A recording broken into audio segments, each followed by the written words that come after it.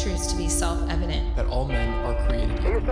As a member of Congress, I get to have a lot of really interesting people in the office, experts on what they're talking about. This is the podcast For insights into the issues. China, bioterrorism, Medicare for all, in-depth discussions. Breaking it down into simple terms. We hold these truths with Dan Crenshaw. The Eagle has landed. We are a nation built on law. The rule of law is what distinguished America in its early years and has since served as a model for nations to build a system of government. In America, at the center of the rule of law is our system of justice. And at the federal level, that is led by the Attorney General, the chief law enforcement officer of the federal government. I hear law enforcement officer, and you probably think of an officer with a badge and a gun, but prosecutors are also law enforcement officers, and the AG is like America's prosecutor. The AG's application of the law sets the tone for the rule of law in the United States. And while we are a nation founded on law, in recent years we've seen the ebb and flow in enforcement and a corresponding ebb and flow in crime and respect for the law. We see this when big city or even federal respect for the law is replaced with attempts to only address root causes, not hold criminals accountable. They view the two as in conflict, drawing a moral equivalence between the criminal, who they think is a victim of society, and the actual victim of the criminal. This leads to more crime, violent crime, and a degradation of what makes America function. It undermines the basic role of liberty, which is to protect liberties and maintain them, and that includes keeping people safe from violence. Joining us today is a huge honor, someone with intimate knowledge of this, as well as many other topics, William Barr. Attorney General Barr served as the 77th and 85th Attorney General of the United States in both the Trump and George H.W. Bush administrations. In both, he led efforts to respond to violent crime and contain riots. General Barr served in multiple roles at the Department of Justice as the top egghead in the Office of Legal Counsel and the Deputy Attorney General. And he's known for his candor and directness, plays a mean bagpipe, likes to drink scotch. So, here we are. Attorney General Barr, thank you so much for being on. Well, thanks for having me, Dan. I'm a big fan of yours because you have exactly what we need in our leaders today, and that's courage. You have an abundance of it. So Appreciate that. Spend time with you. Well, likewise. You've shown that time and time again. And, we asked you, I think we ask every guest, hey, would you like something specific to drink while you're here? And you're like, scotch. Yes. Right. This is going to be a good one. So we rescheduled it for Friday afternoon so we could have a great interview here. Yeah, that's great. I've been excited about this for a really long time. Really, really appreciate you being on. So there's a whole variety of things just for the audience, the whole variety of things I think we want to talk about. Some people have questions on. Look, some of it's how do you deal with the rule of law problem? You were Attorney General in the 90s. Some might credit you with this overarching decline in crime that occurred since the 90s, and your policies that helped begin that. You have experience with the CIA. You have experience with all sorts of scandals. Russiagate, the Durham report. I mean, that's when Trump brought you on. We'll talk about that. We'll talk about the election. We'll talk about the border, cartels, how to deal with the war on drugs, all of these things. So I think the audience should be very excited about this conversation. Maybe we just start with your life, because you have a really interesting life. There's only one other person who's been Attorney General twice. Right, back in the 1840s and 50s. It was John Crittenden of Kentucky. Would you consider this a lucky thing in your life? No. But I say I'm the only one to do it in two different centuries. Yeah, that's true. And so I grew up in New York City, Upper West Side, and from a very early age, I wanted to do government service. I was attracted to the CIA. My father had been in OSS during World War II. So I was always interested in international affairs. And I deliberately went into Chinese studies in college because I thought everyone else is studying Russia in those days. And I said, the other adversary is China. And over the long run, I think they could be our most serious adversary. You're probably one of the few saying that back then. Back then, it was pretty. And by the time I got my bachelor's degree, the CIA was knocking on my door and interested in me going to work for them, which I did. I got my master's in Chinese studies, and I decided to go to law school at night, and went to law school at night as I was working out at CIA, which is where I met George H.W. Bush when he was the director. He had just come back from China, so we shared that interest in common. And that's where I got to know him. And eventually I served in the Reagan White House. I was in a law firm in town here in Washington. And then Bush had me come into the Department of Justice when he became president, and ultimately I became his Attorney General. Is there some element of luck to that story? Because it's not that usual for a junior CIA analyst, or I'm not sure what your role was. Right. Was it analyst? Yeah, initially. Yeah, to even meet the director, and then there was serendipity involved, as you suggest, which is the investigations of the CIA started. This was in the early 70s, and they were concerned about so-called abuses during the Cold War and attempted assassinations and so forth. And so there were 6 or 7 committees of Congress investigating the agency. The Ford administration was in a weak posture after Watergate, didn't have any political capital, and so the agency was pretty much on its own. And Bush came in and I was trying to defend the institution. And because I was a night law student, they moved me from the intelligence directorate up to the legislative office that was interacting with all the investigations, and that's how I got to meet the director. And as in any career, there's always a lot of luck involved, being at the right place at the right time. Right. And I say the first time I became Attorney General at 41, luck played a big role. The second time it was more I deliberately put my head into the meat grinder because I had no desire to go back into government at that point. I was sort of living the early retirement life that I had always envisioned, and there was nothing in it for me to become Attorney General again, especially a difficult person like Trump. I had my eyes open as to the kind of person he was, but I also thought he was the duly elected president. I supported his policies, and I felt that there was a really despicable effort to throttle him and push him out of office with this bogus Russiagate. Yeah, I want to get into the Russiagate stuff. I'm still interested. Not a lot of people know about your early career and what kind of brought you into the Attorney General position under George H.W. Bush. And so, what were the challenges back then? Were there any similarities to either? Oh, there were many similarities, and I spend part of the time in my book discussing those early years, partly to show that things have gotten more venomous in Washington and more extreme, but still there's very much same game being played. Yeah. But the big issue there was violent crime. When I first became Attorney General in 91, crime was reaching its peak in the United States. And the federal government, up until that point, really hadn't played a major role in dealing with violent crime on the streets.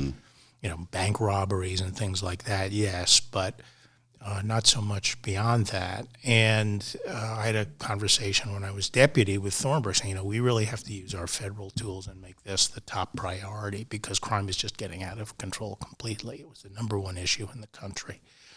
And we set up a program to really have the federal government come in, working closely with the states, setting up joint task forces with local police departments, working with the DAs, and then using our anti-gun laws, our anti-gang laws, and our anti-drug laws to target the repeat violent offenders. And our philosophy was that most crime, most predatory violence is committed by a very, very small group, probably 1% of the population, 2% at most, of chronic violent offenders. And once they embark on a career of crime, statistically, reversing that is almost impossible. So we have to get these people off the street, and we need aggressive juvenile justice programs that bring accountability very early on to help kids get straightened out and so they don't get on the conveyor belt of becoming career criminals. And that was our program, and Bush completely supported it. We doubled prison capacity, federal prison capacity, and then we pushed all the states in a very coordinated way to reform their criminal justice systems to stop the revolving door. In those days, it was all about the revolving door. I mean, you could commit a rape in a state like Florida and get off with and actually serve less than 2 years. I mean, it was outrageous what was going on, and people were never told what the real outcome was. It sounded like 15 years, but they don't see behind the scenes. The person gets out very quickly. So, sometimes the left-wing writers call me the architect of mass incarceration because starting in 1992, my last year as Attorney General, crime started dropping for 22 consecutive years, only time it's ever happened, and it was cut in half. And our prison population went up. It doubled. And so, of course, we saw these articles saying, crime is going down, and yet we have all these people in prison. Of course, they're forgetting the word because. Okay, if you take the Isn't that fascinating? Like, but, I mean, it gets to a bigger problem in our country. There's a real lack of critical thinking. Of course. You know, and on the right, that leads to conspiracies, and on the left, that leads to this strange ideological obsessions. You know, the gods of climate change, for instance, the wokeism is sort of this religion that they embark upon. And infused with that is this idea that the people who commit crimes are victims themselves, and that you have to view them as such.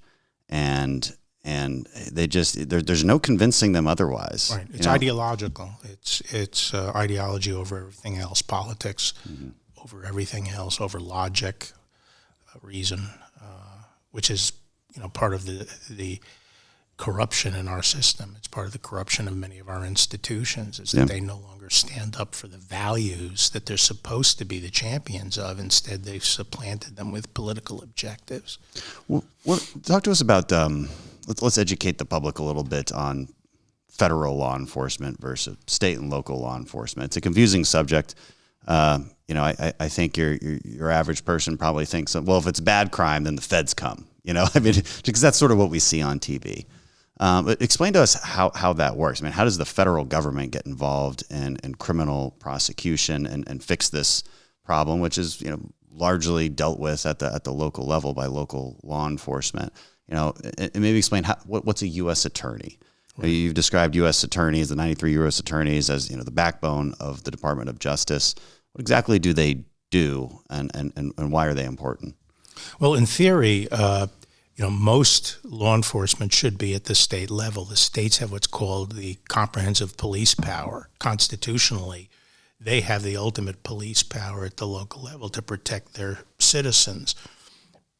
The federal government enforcement apparatus really focuses only on what Congress directs us to focus on and creates particular laws for the federal government to enforce. And there's some people who feel that we've created too many federal laws. In some areas, I think that's true. But it's very selective, and in theory, it should be stuff that really requires a national response. And so the Department of Justice was actually not established until 1870, even though the AG existed in 1789. But it sits atop all the federal prosecutors. There are 92 districts in the United States, or U.S. attorneys in the United States. And they are the top prosecutors in districts appointed by the president. They report to the Attorney General. And most of the prosecutors are out around the country in those districts. And then you have litigating divisions like the Criminal Division, the Antitrust Division, the Civil Rights Division here in Washington. And then you have the law enforcement agencies, the distinction between the prosecutors and the police, essentially, that we see on Law and Order. And the law enforcement agencies are the FBI, the DEA. It was the INS the first time around. The second time around, that went over to DHS for me. So it's not in the department anymore. But the U.S. Marshals, the Bureau of Prisons, and then ATF, Alcohol, Tobacco, and Firearms. And they all are part of the Department of Justice, and their agents are, again, distributed among the federal districts. And as I was saying, until recently, until the Reagan-Bush years, the federal government really wasn't involved in, gang shootings and stuff like that. It was more organized crime, stuff like that. Did you guys started prosecuting gang-related activity sort of as organized crime, right? Using RICO cases? We tried to use RICO as much as we could.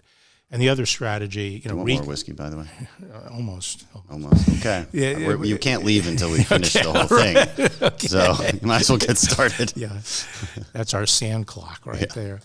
But talking about the RICO cases. Yeah, so RICO is when you can build a RICO case, that's the most effective way of taking down a whole gang. Mm-hmm. And we did a lot of that as much as we could. But and that way you just prove that this criminal enterprise exists and it's involved in this criminal activity, and then you show that somebody was participating in that. You don't have to tie them to the particular crime.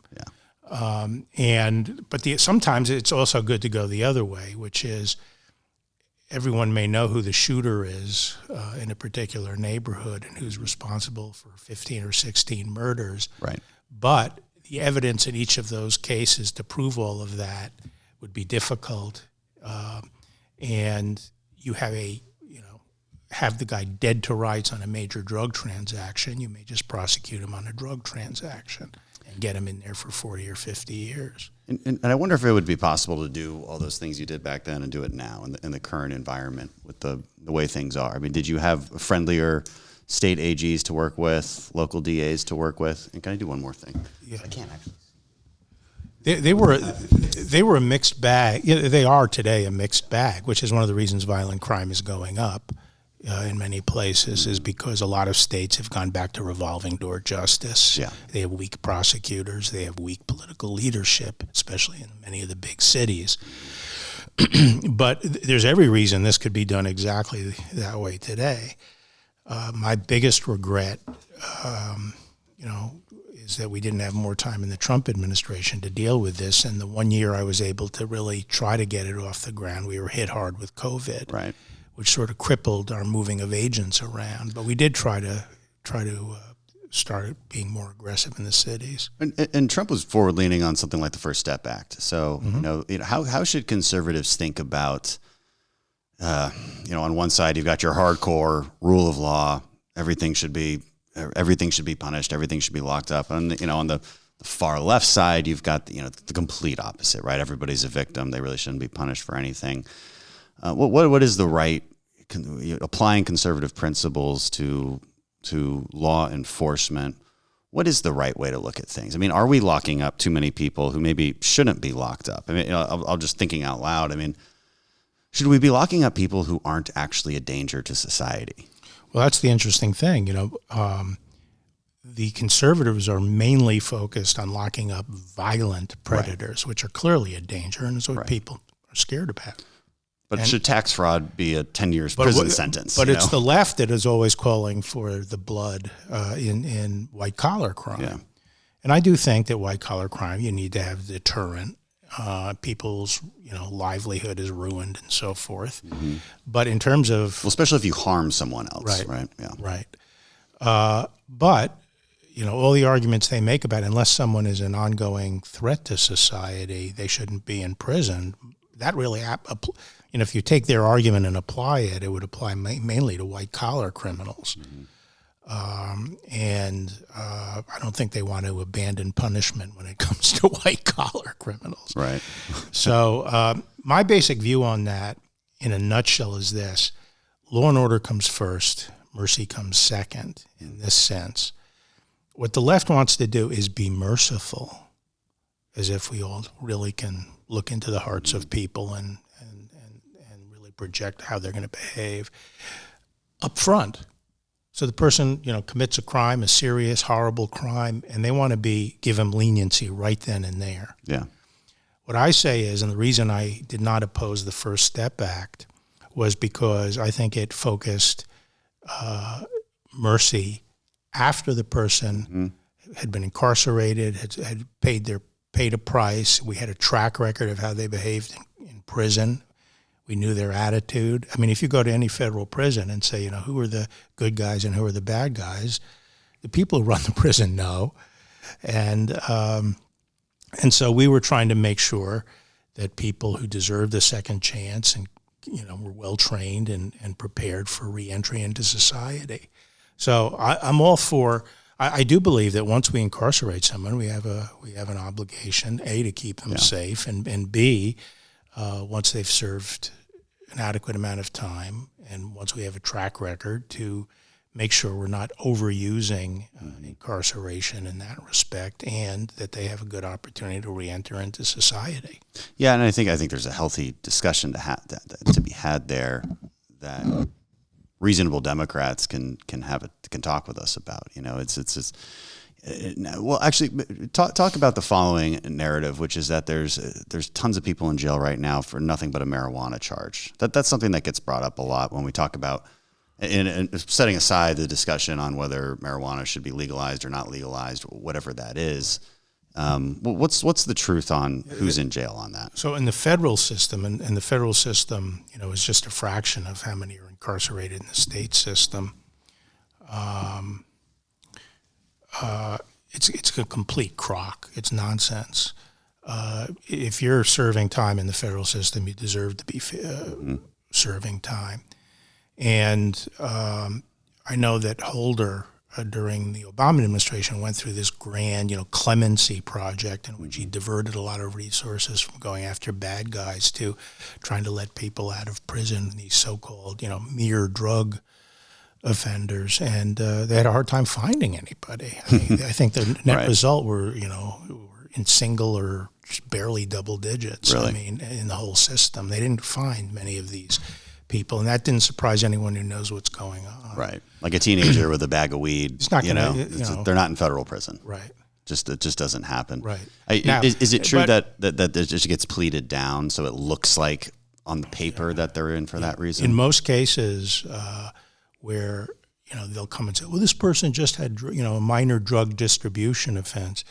The person was a very active. You will then see that what happened was they either pled him down, a real active gang member with suspected other crimes. They allow him to plead down to that in order to get him off the streets. Right.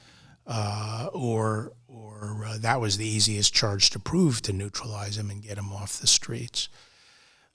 Now, in most state systems, it's also false. Most state systems right now are very tolerant of low-level crime and don't, tie up prison space with people who really don't belong there. Can you still join the mafia in the United States? What's the status of organized crime like we see in the movies? Is that still a thing? To me, it's sort of like going along on its. I don't know how to put it, but it's like on the grade C or grade D players. So disappointing. I mean, they had such power. There's so many movies made about this. Right. It's like, geez. But it's it's not that attractive a life, and but it still exists, and you still have to keep the pressure on it. I am more concerned about some of the other kinds of organized crime, the transnational organized crime, the Russians and the Asian gangs and stuff like that. That's a lot more serious, a lot more embedded in the culture, in the government, even in Eastern Europe and in Asia, Mexico.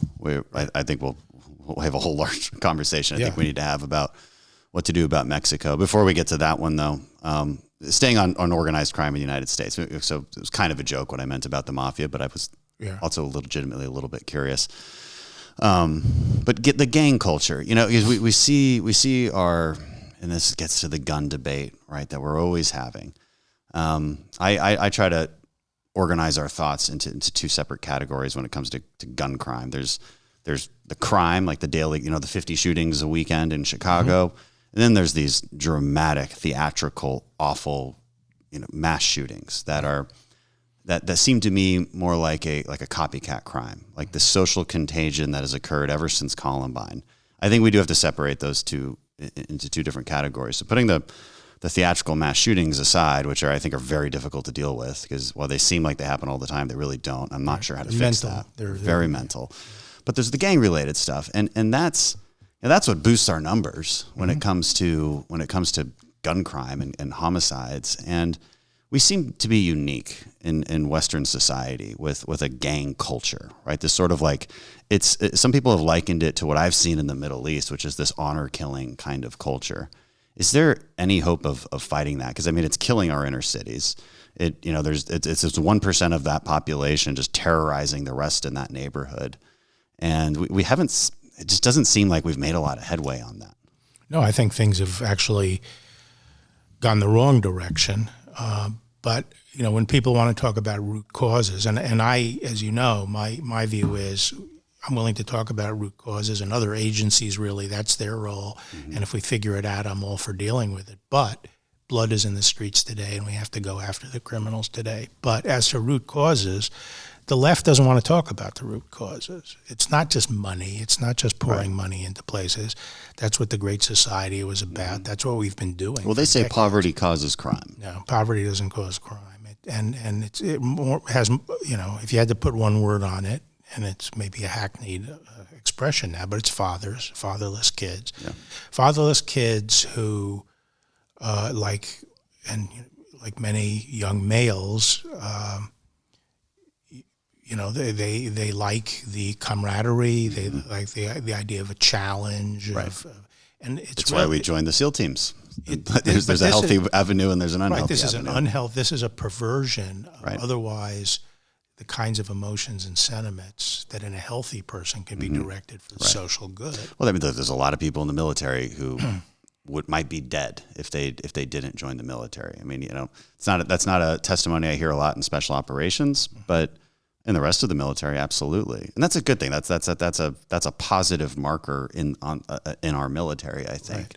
where it saves people because people are looking for that camaraderie and that authority figure, that stability, right? And they seem to. But what's odd about the gang culture is maybe that's what they're selling, but it's certainly not what they're actually giving you. That's right. I mean, it's a perversion of it, and you're right. It's now become.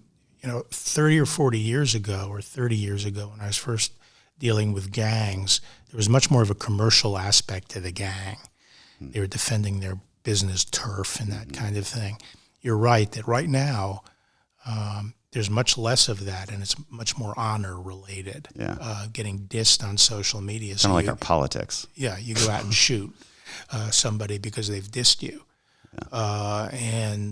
You squirt it all around and so forth. So, that's a serious problem, but I don't think the left is willing to really discuss what we do about it, which has to do with, policies that support the family and also support moral education and character formation. If you don't mind me using my hands here. Yeah, I don't know. I think, the public... I'm not going to water down your scotch, Attorney General Barr. Yeah. There's no chance of that happening. I think the public education, I like to say that to the extent there's any systemic racism in our country, it's in the inner city school system that isn't working for these young kids, and no one seems to want to do anything about it. No. And I think if we move to vouchers and give these parents a chance who, like everyone else, wants the best for their kids, I think we'll have much richer education and more values-based education. All right. Yep. We've got 3 more hours based on our how we're going here. Let's talk about the border because, this is a problem. Both times you were Attorney General. Well, actually, I'm sorry. Before we get to the border, I want to talk about the riots. You were very lucky in your times as Attorney General. You had the LA riots in your first term. Then you had the post-George Floyd riots under Trump. One question I think a lot of people have, and this was a big question under Trump because he really wanted to take action, understandably so. What is the role of federal government here? Realistically, what can we do? You talk about how you were able to fight crime as Attorney General in your first term. Right. What were you guys able to do in the LA riots, and what was the discussion like under Trump when he wanted to? I think do the right thing. It's just how do you do it? So, what many people don't understand is the federal government, unless we use the regular military, does not have a large reserve of forces capable of dealing with widespread unrest. The idea that we can snap our fingers and deploy thousands of marshals simply doesn't exist. The Marshals Special Response Unit is like 60 marshals who are trained to handle this kind of thing. And most of our tactical teams in law enforcement are armed with long guns, and they're SWAT teams. They're not meant for civil control. And so we don't have that many.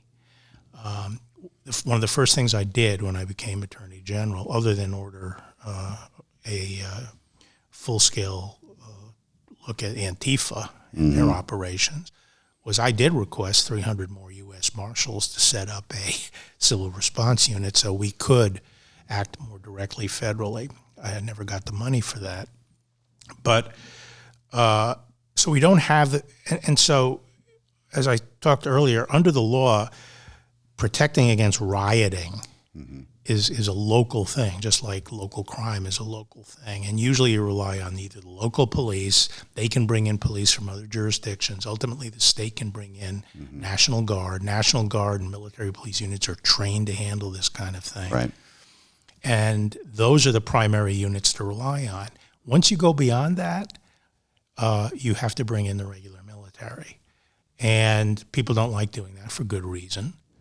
And it's frankly unnecessary if the state and local people do their job. There are enough assets in every single state to keep order in that state. In recent times, it was. I mean, you're talking about blue states like Oregon. They just didn't want it. It's like they wanted the chaos. Fortunately, the governor who's a Democrat in Minnesota was a former master sergeant in the National Guard, and he eventually, he didn't take too long to get the National Guard out. Yeah.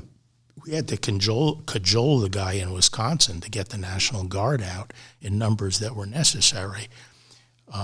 Millie and I had already arranged for hundreds of military police from National Guard units to be standing by in several states, ready to go anywhere in the country. And, we had to, cajole the guy from Wisconsin to take them. So my concern, and I think the concern of everyone, was that if the federal government comes in and says, we're going to deal with this, A, it's very hard for us to deal with it, and B, we're letting the local people off the hook, they'll sit back and let the city burn and just blame criticize the you. feds. Right? And just criticize you. And so the idea was, it's your job, you do it. And if you need help, we're there to help you. And we did send units around the country to protect courthouses and other places that were under threat. And even that made internet sensations. Right. Right? They occupying the city. They created all sorts of fanfare out of that, and that was I think that was smart, because it was like, let's try this. Let's try this and see how it goes, and it didn't go well. Right. Again, I think you guys were trying to do the right thing. I think Trump's instincts were to do the right thing. It's just people don't understand that there's not a mechanism necessarily to do it, and for good reason. That is part of our constitutional order. That is part of our state's rights. Right. Founding. But just to give you an example, on L.A., which was a very bad riot that happened in 1992 when I was Attorney General, there were 7,000 fires set. There were over 60 people killed. The National Guard was having trouble mobilizing, getting people there, and the governor specifically asked for regular troops. But up until that point, we had scoured the country for every tactical unit we could send, and we got them there in one day on military transports from all around the country, and it was 2,000 federal law from every different agency.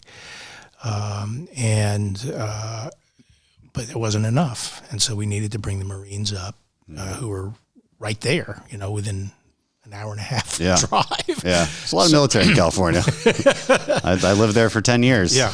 So I had this discussion with Trump, and I mean, Trump's view was, he wanted to show strength and force, but at the time we were discussing this, things had ebbed around the country. The violence had essentially subsided. There were a couple of cities where you had 60, 70 people at an intersection, and the cameras are there covering them, and it looked bad, but the level of violence, the number of people participating was down. It was largely Portland and Seattle. And in Seattle, I knew that the chief of police there, Carmen Best, was going to move against that area, and it was just giving her time to do that. And I felt it was better to let them get it done and do it than to try to reach over and do it. And in Portland, I just explained to the president, look, we don't have judges there that support us, federal or state. Right. No one supports us in that community. And what are our Army guys going to do? I mean, they're going to stand there, and people are going to throw bricks at them, and we're going to try to detain them. Do we bring them before judges, or do we say, no, this is military detention of U.S. citizens? I said, and then there'll be sympathy riots every city of the country, and that's what our election year will look like. And we don't have enough regular military to subdue 12, 15 cities. So I just thought the wiser thing to do was to protect the federal property, which we did. We protected the court, and try to make the arrests out there. And we made arrests, and we've prosecuted some, but these cases are hard to prove when you're dealing with groups like Antifa.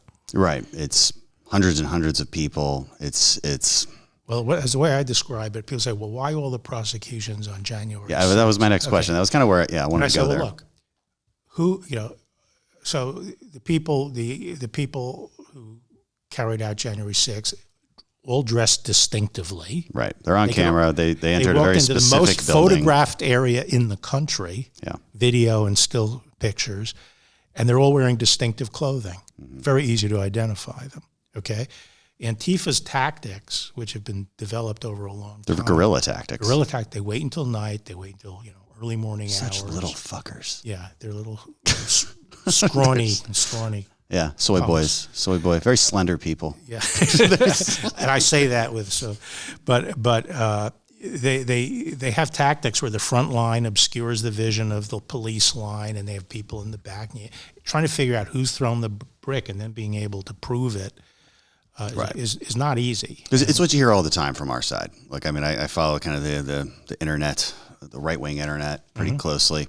Less and less these days because it's gone a different direction, which is maybe a conversation we'll have today as well. But it's an honest complaint. Sure. The left gets away with everything. They cause billions in damage and lives, and now they definitely underplay what happened on January 6th. I am not one to downplay what happened there. Did I say underplay? That's not a word. Downplay what happened there.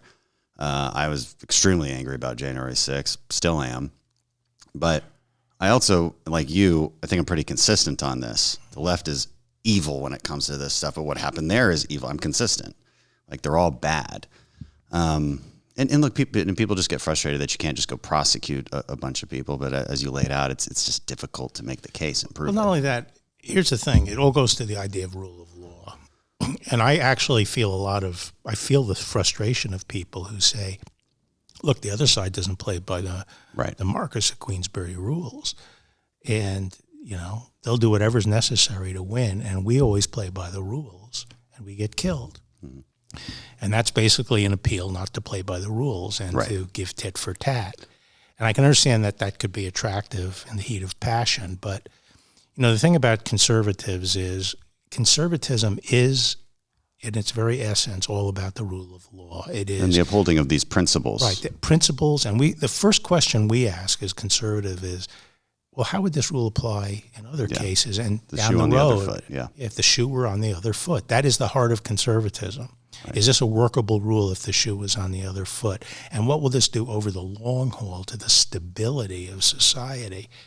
But there's a difference between conservatives and right wingers. This is a distinction that I've laid out I lay out a lot for people because I've seen it a lot over the last year.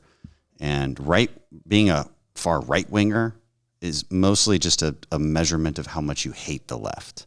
Mm-hmm. Right? And it's not tethered to principle. And that's a problem. That's something we have to get away from. Mm-hmm. You got to get back to the conservative principles because they tether you, they anchor you in something. And if you unanchor yourself in that, who knows where you'll go. Right. In fact, I think you'll go pretty quickly in a circle back to where the far left squad is. That's actually where you go. Right. Where it just becomes this outcome-oriented philosophy that just says, you know what, I want this at this moment, and I got to fight to take it. And that's what patriotism is. It's like, nah, that's not what patriotism is. Conservatism and patriotism are upholding the principles of the founding. Right. I agree.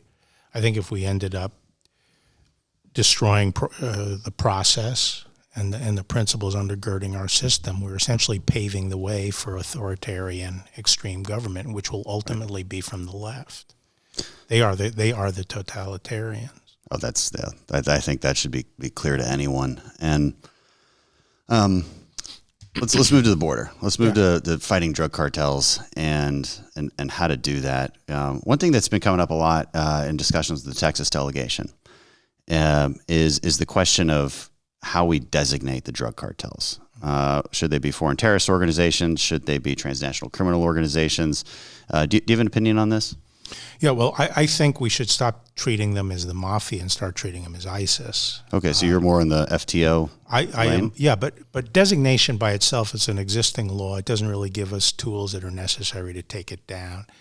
This goes back to a question I first raised in 91 and 92, which is fighting the cartels and the drug lord then. Is this a law enforcement thing? Is this all about capturing them and putting them one by one in jail?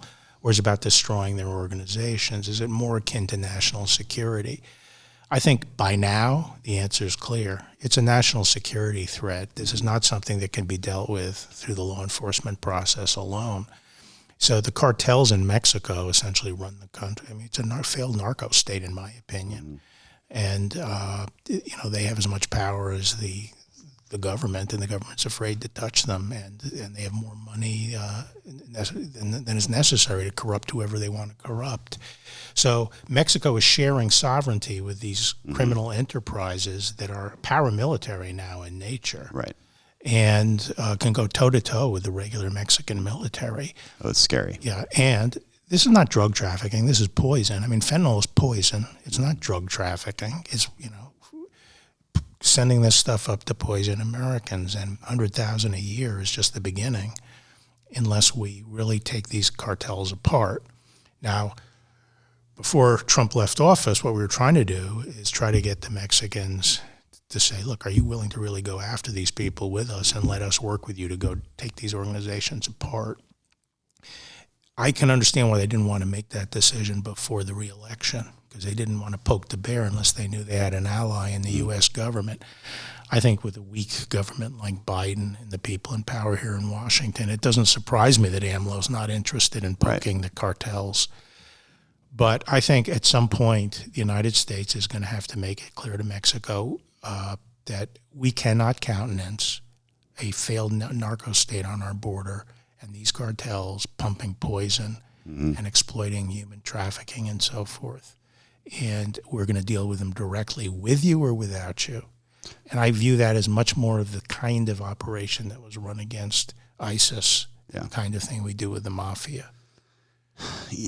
Well, yes, but with ISIS, though, I mean, you had the Iraqi government, housing our military, right? Mexico has no indication that we, even under Trump, they made some concessions, but not a whole lot. I agree. I think AMLO is open to leverage to an extent. And, it's one of my Mexican friends told me, he's one of my best friends. He's like, look, man, the way AMLO works, he's like, he just wants the gringos to be kind of happy, so they leave them alone. Right. And so whether it's Trump or Biden, and Biden doesn't care about anything, it seems like. So AMLO's going to do whatever the heck he wants, which is nothing in this case. But back to the FTO, it's kind of splitting hairs, whether they're organized crime or whether they're terrorists. I mean, so as a guy who's tracked a lot of terrorists, it is a little harder for me to see the similarities between a Mexican drug cartel and ISIS, just because ideologically speaking, they're so different. Again, but legally, I guess my question is more legally. Does one give us more authority than the other? It gives us a little more authority. It's mainly in the way of putting sanctions on anyone who deals with them. And the reason the Mexicans are so worried about it is because it would allow us to go after their politicians. So it's a sense of leverage, yeah. Yes. It's more leverage, but it's not actual power in dismantling them. But there's some. I mean, like you said, sanctions and things like that. But that's mainly, trying to isolate them. But I do think at the end of the day, the Mexican business community is getting very frustrated. And I think there are Mexicans who say, look, at some point we have to call the question. You have to go to war. Yeah. I mean, this is crazy. I mean, they're so well armed. They're probably the best armed paramilitary in the world. I bet they could beat the Russians. And talking about, they are opening up channels of communication and cooperation with Middle Eastern terrorist organizations. That's where you would think there's a line. Sure. I just don't know what the line is with this administration. I mean, it's absolutely crazy. Right. They seem to want the illegal immigration. Right. I mean, I am warming to the notion. In fact, I think what's happening on our border has risen to the level of an invasion in terms of the abdication. That was my next question, because that's the other debate kind of ongoing right now. Governor Abbott is taking small steps towards that, and I've been part of this conversation. How you interpret the Constitution, right? Because the Constitution says, look, if as a state, if you're being invaded and the federal government isn't helping you, you have a right to fight them. Right. So the question is so one opinion would say, like, look, what they meant was the government of Mexico invading the United States I think militarily. that's too narrow. I don't. You think that's too narrow? Yeah, Okay. I think they would have acknowledged that if there were non-state actors like pirates and other groups like that conducting predations. So you think it would apply to the cartels specifically, especially with the fentanyl? Yes. Really? Yeah, and I also think the organized breach of our sovereignty, which involves not only drug trafficking but human trafficking by groups that are armed, that use violence to get their way, has risen to the level that I think it has to be considered an invasion. I think the idea that you try to quarterize that term and say, well, it has to be, by the military of a nation state, where does that come from? I mean, what they're really talking I don't know. Those Canadians, you can't, they seem nice, Right. but you can't trust them. Right. I mean, they have a maple leaf on their flag. Who does that? That's Right. weird. That's weird. You got to be suspicious. But I think what we're really talking about is fundamental encroachment on sovereignty of the state and of the United States in a way that's very dangerous to our population and of the nature that can really only be addressed by the federal government and by the use of force. The question of whether the kind of force you need to apply is more military in nature or more law enforcement in nature confronts both the state level and the federal level. Well, so let's say Governor Abbott does go the next step. So he took a big step recently, which was basically saying, like, we're going to round people up who are illegal and we're just going to send them back to the, point of entries. It's not going to do much. Just like the National Guard wasn't going to do much, but it is symbolic. I mean, the governor is doing everything he can, in my opinion. Yeah. He's in a really difficult spot, and this gets to the legal question. So let's say he does invoke that authority. Like, you know what, we're calling this an invasion. It's illegally an invasion. Federal government isn't helping us, so now Texas has to step up, and we've got the resources to do it because we're Texas and we're awesome, which is true. I mean, Right. These are very States don't give up their own powers of self-defense and sovereignty. But what does it look like practically? And one of the governor's concerns is that now his DPS agents and his Texas Rangers are now liable because they're enforcing federal law, and there are laws that say you can't do that. So how should he navigate this? With good lawyers advising. Are you still consulting? I'm open to that. No, I'm glad to talk to anybody. But I think like-minded states have to respond to this. This is a clearly an affront to our sovereignty. The idea of these massive waves that are organized and paid for, by criminal organizations. Is that something that the Trump DOJ ever investigated? Because it was a constant thing on the internet. Like, who's funding these? Is it Soros? Who's funding this? DHS. They never found anything? I'm not aware that they found that. But, this is organized activity. The cartels this is part of the way they make more money this way than drugs. Yeah. And they do. And it's no risk. It's a zero risk proposition for them. And, there are people who are the getaways that are not people turning themselves in and claiming that they're refugees, which is bogus in and of itself, because when you're a refugee, the whole idea of a refugee is, your people are being put in ovens in Germany. You cross over into Switzerland, okay? Right. It doesn't give you like a world tourist class thing where you decide where in the world you're going to live. And my life sucks. I guess I get to go wherever I want. Right. And you have to deal with it. You get out of immediate danger of, and so, that was. Well, you might like the bill I dropped this week on reforming the asylum process, which, it puts more parameters on the definition of what you could claim as credible fear. It has to come from a government entity. I mean, you have to be persecuted, not just there's violence. I mean, people in Chicago have violence, and probably worse than some of these places. So that's absolutely right. It's just not. It's so obvious that it's being abused. And we have all the data too. And you stop as soon as you're in a place where you no longer face that persecution. That's it. You don't get to move on and go around the world deciding where you want to live. Right. And that's one of the things the bill does too. And I mean, this is well known. And Trump obviously did this with the asylum cooperation agreements, the Remain in Mexico policy. The entire philosophy behind that was you don't get to decide where you want to live. If you truly have a case, then obviously you'd want to go to the nearest office. Which, well, you know what? We'll put an office there. Let's put it in a consulate in your country. Then you can go there and apply. And of course they don't do that, because so you're calling their bluff. And like a lot of these people are decent, good people, but there's another moral argument to this that conservatives don't make enough, which is you're cutting the line. You're cutting the line in front of good immigrants that have been waiting for years and are so excited to get their visa, and then they're so excited to get their citizenship, and they wave their American flag around. And Those it's are like the citizens coolest we day want. of their life. Yeah. And we want people who play by the rules. And you're right. I've always said we have we have the most encompassing, welcoming, embracing legal immigration system of any country in the world. Talk about compassion. The idea that we're anti-immigrant is ridiculous. Right. We open the front door.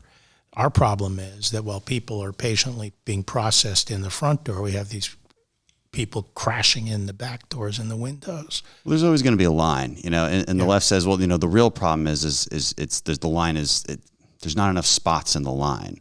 And I'm like, well, you could double the spots of the line. It's just it doesn't matter. The line is still going to be it's going to be around the block, no matter what you do. Right. I remember reading some like Pew's research study, and it basically came to the conclusion somehow that around the world, if you just gave every single person in the world the option of immediately transporting with Nightcrawler sorry, that was a weird X-Men reference, to the United States, they would do it. 40 million people. So the line will forever be long. And the question is do people with some geographical advantage get to just cut the line? Because I'm pretty sure there's a lot of people in Ukraine and Africa and China who have Philippines, everywhere. People who have ties to the United States and so forth also. So no, it's a question of fundamental fairness. And the other thing is the practical reality. I would think more people, if you say, look, you come into the United States and you get U.S. benefits and so forth, you're going to have more than 40 million. You're going to have a very high percentage of the world that will do that. Yeah, it's probably more than 40 million. Yeah. That's probably the low end of the estimate. We get swamped. It's a pretty cool place to live. Yeah, and then what happens to the quality of life and the medical care of American citizens? So we formed a republic for the people. And we carved ourselves out as a nation, and we invite other people here, but we have the right to process those people and decide, how many we're going to take at any given time. Before we get to some really fun subjects like election fraud, you mentioned it a little bit before, and I want to grasp onto this point that you made, which was between your two terms in as an attorney general, how much angrier everything has gotten. And you've just been in politics for a very long time. I mean, but seriously in politics. I mean, you're witnessing it firsthand, and it's not a place that I've been in. My first real step into politics was the day I ran for office. I know, and I could tell that whole story, but I think my listeners have heard it. It's not that interesting, but it wasn't my plan, and then all of a sudden it was. And so, but you've been observing it for a long time. How is it different? I mean, is it? Because there's two modes of thought here. One is, look, America's always been divided. I mean, remember the terrorist bombings in the 60s? Like, it's been wild. We had a civil war once. It's been pretty wild here. But people do feel like it's worse now. And why is that, and what's your sense? Oh, I think it is. I think we're moving into sort of a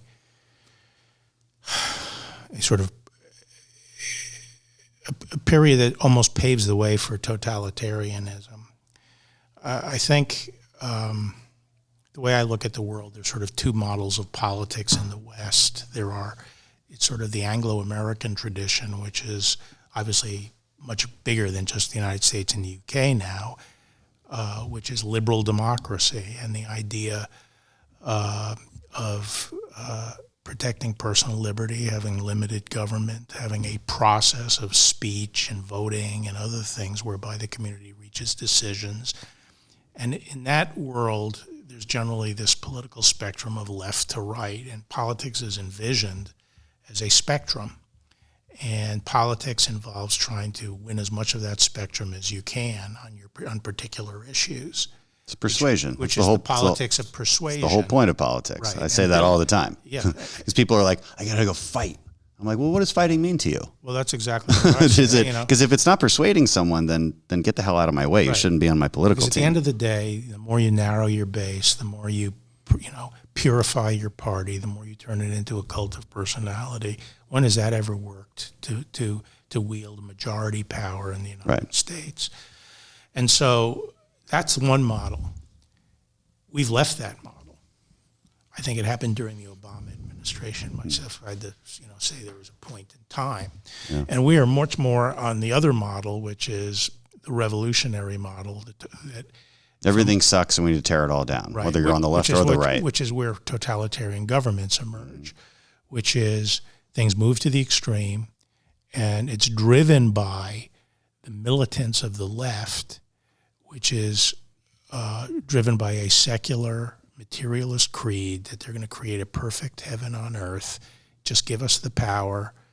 And utopianism. Yeah, and we'll bring everyone to nirvana, and we are the vanguard. We're the smart ones who know how to get there. Yeah, we can't quite describe utopia, but we're sure you'll like it. Never delivered it. Yeah, I mean, I know recently it looked kind of like Chaz in Seattle, but I'm sure it'll be good. But in this milieu, politics is everything. It's politics uber alles, and that's why people have this sense that politics is creeping into everything. It is. It is. It's not a sense. And, it's 30, real. 40, 50 years ago, even 30 years ago in Washington, people had different planes of existence. They could belong to this group. Right. They could belong to a choir or a musical thing. They could belong to their church. They could belong to all kinds of civic organizations and have attachments to people that weren't based on politics. They didn't care what the person's politics, and they built up some affection and affinity with people. And in that context, they could discuss differences and so forth. They weren't mortal enemies. They weren't evil people. Everything, that's breaking down. Increasingly, there's one plane of existence. What are you politically? That's not driven by the right. That's driven by the left, completely and totally. And it is a totalitarian mindset that is revolutionary, which is we have to tear down everything to rebuild a society. As you said, they've been very good historically at tearing down, but where have they ever built? Yeah, nowhere. It's French revolutionary thinking. They've never. How many? What's By the way, the next right republic? and left, whether it be Nazis or communists, it's all the same. Yeah. And they've never The built. political spectrum goes like this in a That's sort right. of horseshoe. Right. And It's so, more obvious now than ever. right. And we have jumped into, what I say is that the center of gravity of the Democratic Party is no longer in the liberal Democratic tent. They're outside trying to destroy the system. And it's the same basic theme in area after area, which is politics dominates. That, the process at the end of the day isn't important. I have to win the battle today. I will do whatever is necessary.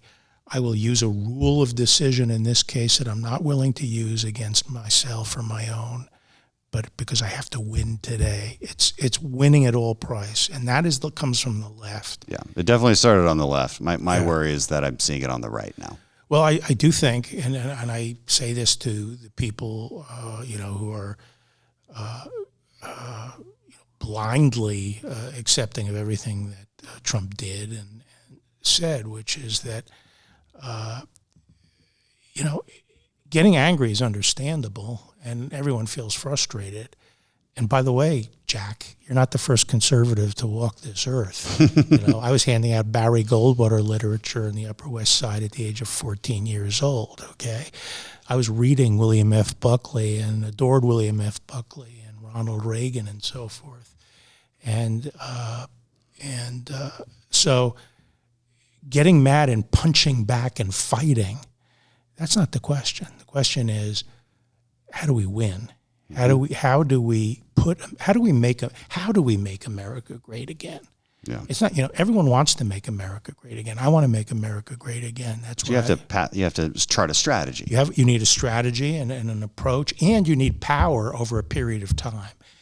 And how do you get power over a period of time? You don't do it by, causing a civil war within the Republican Party and creating a cult of personality and narrowing the base. You do it, as you say, the politics of persuasion. So call me a Reaganite if you wish. I worked in his administration, but just think of my feeling is this is like the 60s and 70s in many ways. The Democrats moved hard left in the 60s and 70s, and their party fractured. They tried to patch it up by bringing in an empty vessel who they could project to everybody as, everyone's dream. Everyone could see what they wanted to in Jimmy Carter. He was a failure. He couldn't handle the depth of the problems we faced.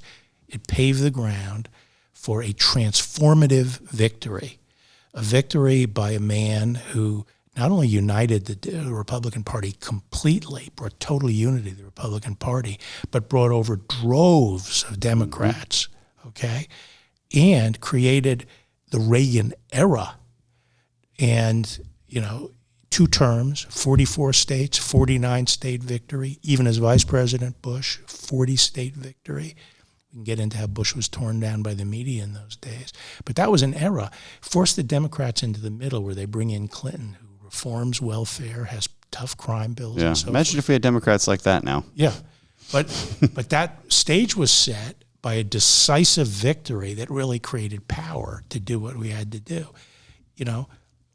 Everything that, with the exception of judges, what Trump has done is blown away like dry leaves in the fall. Yeah. Because it's not a lasting victory. Well, so getting mad. Tax cuts. Well, let's give him some. Yeah, that's true. But, look at the inflation we have now. Well, true, but I don't think it's because of that. I mean, let's not get into economics too much. Probably, because he's gonna need a refill. Because, like I said, a little more ice. He's not allowed to leave until he finishes his drinks.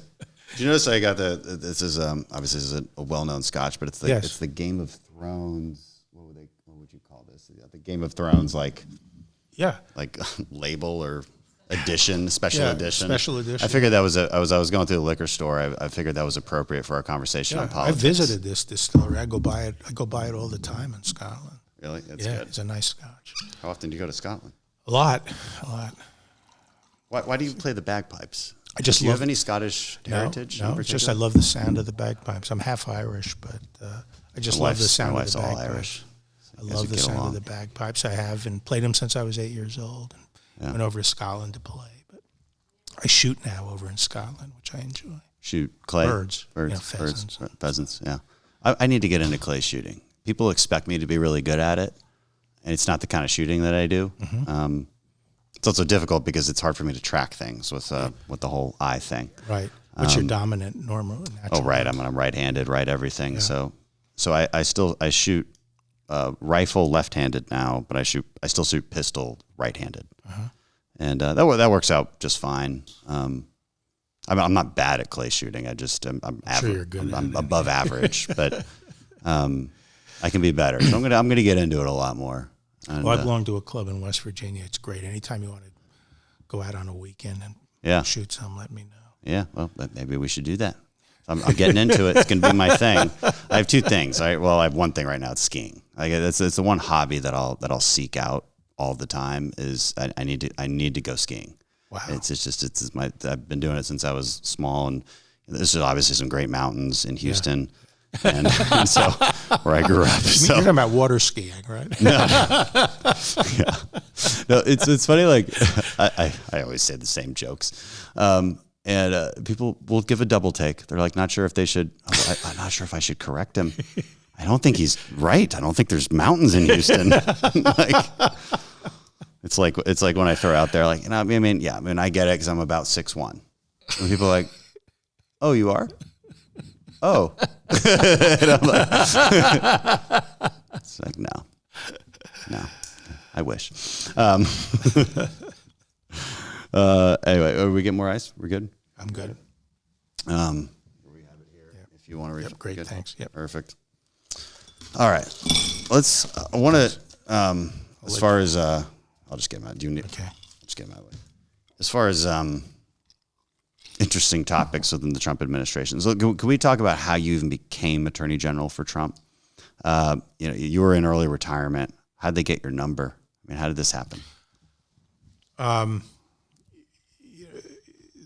There's a Justice Department sort of community, and I knew a lot of people on the Hill and senators. Well, yeah, of course. You're obviously a well-known quantity. It was a bit tongue-in-cheek of a question, but So people were starting to say, who should we who should we think about for Attorney General after Sessions leaves, because everyone expected Sessions to leave after the midterms. What did you think of all that? Just how that whole thing played out. I mean, it was interesting. Yeah, I mean, first I think that a well-advised incoming administration would not have picked Sessions for the very reason that someone associated with the campaign wouldn't have been able to deal with some of this stuff. But, once it became obvious the difficulty it was causing and the estrangement it was causing, I think Sessions would have been well advised to go and run against Judge Moore down in Alabama and save that seat for the Republicans and let someone else be Attorney General. But he's a very good man, a very decent man, and his policies on law enforcement were good. But so I was suggesting other people, when people would talk to me and people would say that my name was being bandied about and the president was interested in talking to me. And I was not interested in going in. I was on some really great corporate boards and I was picking and choosing my clients and advising them.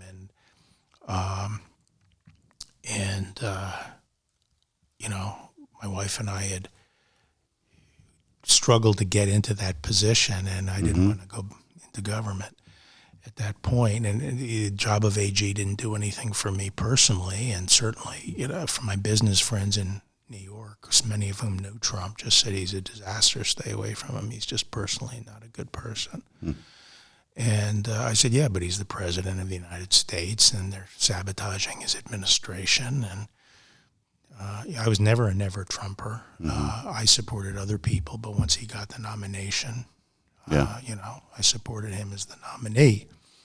And as I told people, by the way, up until the election, I was generally, it was hard dealing with him. Yeah. You got a strong personality. Yeah, and he frequently wanted to do very stupid things, and sometimes you'd have to, spill a lot of blood to keep him on track. But as long as there were people around willing to do that, I thought it created a sort of a healthy dynamic in the sense that his impulsiveness gave a certain dynamism and force to the administration, which is needed down here in Washington. Yeah. He listens. He will listen. He'll have a conversation for 45 minutes on something he disagrees with you about, which, to his credit. Yeah. Yeah. What exactly the criteria he uses in reaching decisions, I'm not quite sure, but in any event, but I was, at the end of the day, certainly the issues that I cared deeply about, crime and the drug war and things like that, China. Yeah. He was great. He didn't, he was right where I would ever want a president to be. But anyway, I thought he was being I was concerned at the time that the Russiagate thing was a crock. It smelled bad to me. It didn't look right to me. And I was disappointed that the institutional lawyers in Washington weren't stepping up and doing what they usually would do, which is help a presidency. And so, what was that first, let's call it an interview conversation with Trump like? How does he? What kind of questions does he ask? Well, first, I kept on saying no, and then, he wants to talk to you, and I said, how about so and so? Well, so and so he doesn't want. He hears such and such about. How about so and so? No, he's not against. So the alternatives were starting to fade, and so would you at least talk to him? And I said, well, I'm not going to talk to him unless I would accept the job. And I talked to my family. My 3 daughters are all lawyers. 2 of them were in the department, and 2 of my son-in-laws were in the department. And, wow. And they came to the point that, look, someone has to stabilize the situation over there. It's a lot of chaos over in the department, and you have the ability to do that. So I came to the conclusion, look, if he wants me, I think I can get confirmed, and I should be willing to do it because these are important institutions, the FBI, the department, and so forth. So I went to talk to him. I actually had briefly met him once before, but he showed no indication of remembering that. But I went in to interview with him, and it was a very easygoing interview. It was up in the yellow Oval Office in the residence, and just very direct, and, he said the right things. And I told him, Justice Department, in terms of law enforcement, in terms of decisions on criminal cases, we can't get into politics, and it's your, I rely on you, and so forth. And about an hour into it, maybe 45 minutes into it, he just said to the counsel, cancel the rest of the interviews. This is the guy I want. And he's decisive that way. Yeah. So I said to the counsel as we were walking out, I said, how many other interviews does he have? You're the first. So that's funny. So, I think he called back to reopen negotiations, as I was expecting. People told me there's never a deal reached with him. It's always reopened in a few days. He picked the day of H.W.'s funeral. We had decided, he said, he gave me the offer, we shook hands, and he said, let's keep it secret for a couple of weeks. I said, that suits me because my daughter's just about to get married. And the president, H.W., died, and I participated in the funeral ceremonies. He was there too. Then he called me up and said, could you come on down to the residence? So I went down to visit him again, and I was wondering, what's this about? And I think he was basically feeling me out again. I'm sure he had floated me with people who said, he's a very establishment kind of guy or whatever. And we talked it through. And I said to him, you and I are going to have a problem. He said, really? Why? And I said, well, let me tell you this story. I said, when I was playing football with my fraternity against another fraternity in Riverside Park in New York, and I was out on a pass pattern defending, and I broke up a play, and the guy gets up and throws sand in my eyes, and it hit me like full on in the eyes, and it was really painful. Why is there sand on a football field? Well, this is New York City. Oh, okay. That's not all that's on football field. I'm glad it was just sand.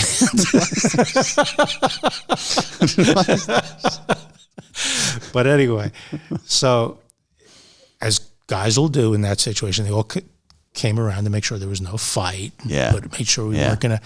And I kept on waving them off. No, it's all right. It's all right. And finally I said, okay, we can play again. And everyone's, for the next hour or so, everyone's keeping an eye on making sure everything's fine. And I said an hour and a half later, after the game, we're walking up to the campus, and I walked over to the guy, and I administered justice in a very severe way. He's lying down, and blood was coming out of his nose and so on. And I said the president was happy. He was glad there was a happy ending to this story, but he didn't understand the story. And he said, well, so what's the point? And I said, well, the point is, Mr. President, that you believe in punching back immediately.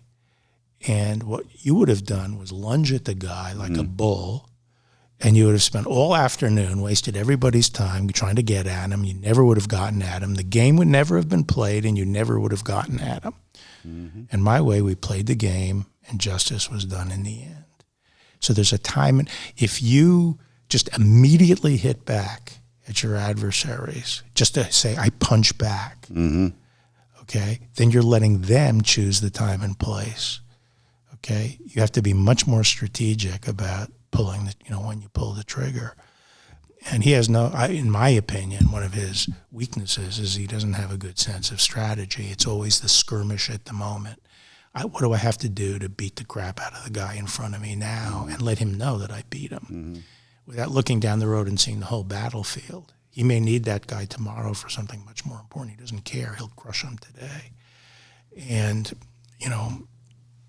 so I think we need, I think in order to make America great again going forward, we have to build a broad coalition, and we have to go about it strategically.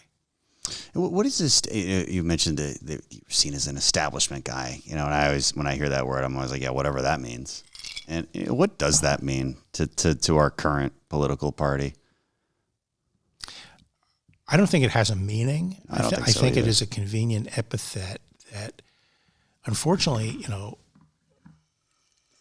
lot of politicians who benefit from the division and the intensity of it use to sort of pander to what they consider the base. And they tell the base, these people are not like you. These are part of the elites. They're the elites. It's funny because the people who say that the most are probably the most elite, by the way. Well, Their names rhyme with Tucker Carlson. Well, there's a lot of swampiness among the people who are complaining about the swamp in this sense. Mm-hmm.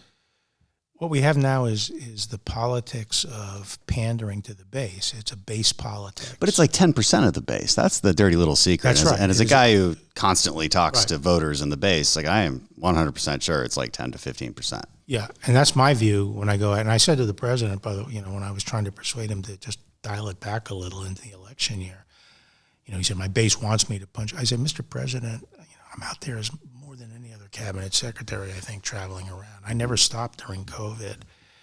And, I go into bars and stuff, people or police precincts and so forth. And I have yet to meet one of your base who hasn't come up to me and said, we love you, we love the president. Would you just tell the president to tune it down a little bit? I said, they support you despite your behavior, not because of it. But, there's 10 to 15% that is because of it. To be fair, but the rest, to your point, is not, and to win elections, So he pandered, and so we're at the idea that politics is now about just getting your base mad and frustrated, so they turn out. Well, there's a financial base reason. Against base. Yeah. There's a financial reason for that, right? It's social media engagement. I've laid this out I've laid this out all the time. Right. I'm like, look, there's a business model here that you guys have to understand. And it's the business model of outrage politics. If you're losing, you're mad. They like you losing. First of all, I think the far left likes losing. I think the far right likes losing. Again, far right is not conservatives. Okay, they become more populist. Right. They like losing. When you're losing, you're angry. When you're angry, you're clicking. Right. You're following the angriest things. Right. And when you're clicking and engaging, well, that creates a monetary benefit for the people who create the content. Or if they're a podcaster, you'll listen to their podcast more, they can sell more ads. Or if they're a news host or whatever it is. It's so obvious. I think some of us who are truthful in who see it from the inside. And I tell people all the time, it's just not what you think. It's the exact opposite of what you think. And I know the legacy media has betrayed you in many, many ways. That doesn't mean you go find the strangest, darkest corner on the internet to find truth. That's not exactly where truth is. They're lying to you too. They're probably lying to you more. Well, actually a lot more. Right. And you got to get people off of that. Right. Plus it's this undeserved self-confidence and panache, which they hurl out all this BS. Mm-hmm. So for example, I was on the board of an energy company in Virginia, Dominion Energy, which owns the energy company in Virginia, Dominion Energy. All over the internet, when I was saying there was nothing, we didn't see any problem with the Dominion machines. It was Barr has been paid off by Dominion. That was not even the same company. People stating it authoritatively and so forth.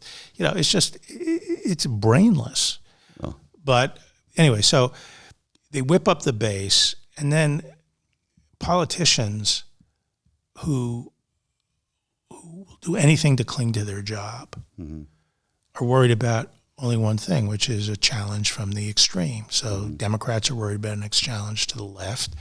A conservative who will do anything to stay in office is worried about a challenge from the right, which drives people out to the more extreme positions, because at the end of the day, it's all about staying in office. And people can persuade themselves it's necessary to do that because at the end of the day, the nation's interest is having me there. But one of the reasons I ultimately decided I would take the job was I said, look, the only person who can do the Attorney General in this day and age is someone who doesn't need the job and can walk away like that. And I don't need the goddamn job, So I don't know if there's any really good jobs in. No, I said fuck earlier. Okay. It's my podcast. I can do whatever I want. Yeah, we don't edit that out, just to be clear. They might try, but I'll stop them. Yeah. There's nothing illegal about swearing in Congress. Well, actually, we'll censor you, but not on a podcast. Yeah. We're good. It's uncharted territory. There's no rules written about it. Russiagate real quick, because you've talked about this a lot, and it's a bit old news. Everybody knows it's bogus, and it's maybe a good question to ask then, because I think everybody knows the story, right? Democrats lied. They lied. The deep state, whatever that means, it is true to an extent. Now I would, and I'm curious. I think there's a deep state. Yeah, and so let's start there. Like, what is your definition? I have my definition of the deep state. What is your definition of what that means? It's basically those people who have been corrupted by politics and all institutions. So it's people say to me, how do we fix the FBI? And I said, look, the FBI does need some fixing. I'll be the first to say, and I think I know how to go about doing that. But it's not just the FBI, it's every institution. It's people who view themselves as part of the revolution, part of the agents of change, and their political goals trump, if you'll excuse the expression, whatever the institution's goals and values are. It's predictable human bias within an institution. And but people who are willing to say, I know I shouldn't leak the existence of this case. I'm going to do it anyway. I'm going to do it anyway to help the cause. Yeah. Because it is so important that we win this revolution. And there's no right-wing deep state. See, that's the problem. I think that's what really... definitely no right-wing. There's definitely no right-wing deep state. Well, when in a Republican administration, it's basically the political appointees. Which was a problem under Trump. And I don't know if that's... I know we're changing subjects, but I am curious about it because it's one of the criticisms. If you got a clean house. A guy like Trump, when he comes in after Obama, you got a clean house. And he didn't really do that. Now, how much of that is his administration's fault and how much of that was his Democrats fault in the Senate? No, well, they did slow roll everything, and that was a problem. But the president also had this idea. You have to know what you're dealing with.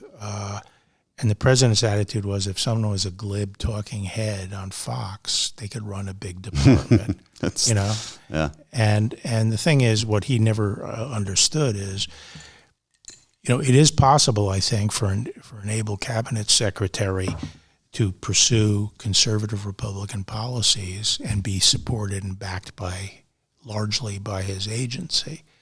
But you don't necessarily do it by beating the crap out of them starting on day one and getting it so no one will do your directive. And I tried to explain to the president, Mr. President, I don't go before grand juries up in different states and present cases. I have to rely on the people, just like a military relies on the troops and the chain of officers down. They have to have some semblance of loyalty and respect for you. Right. Yeah.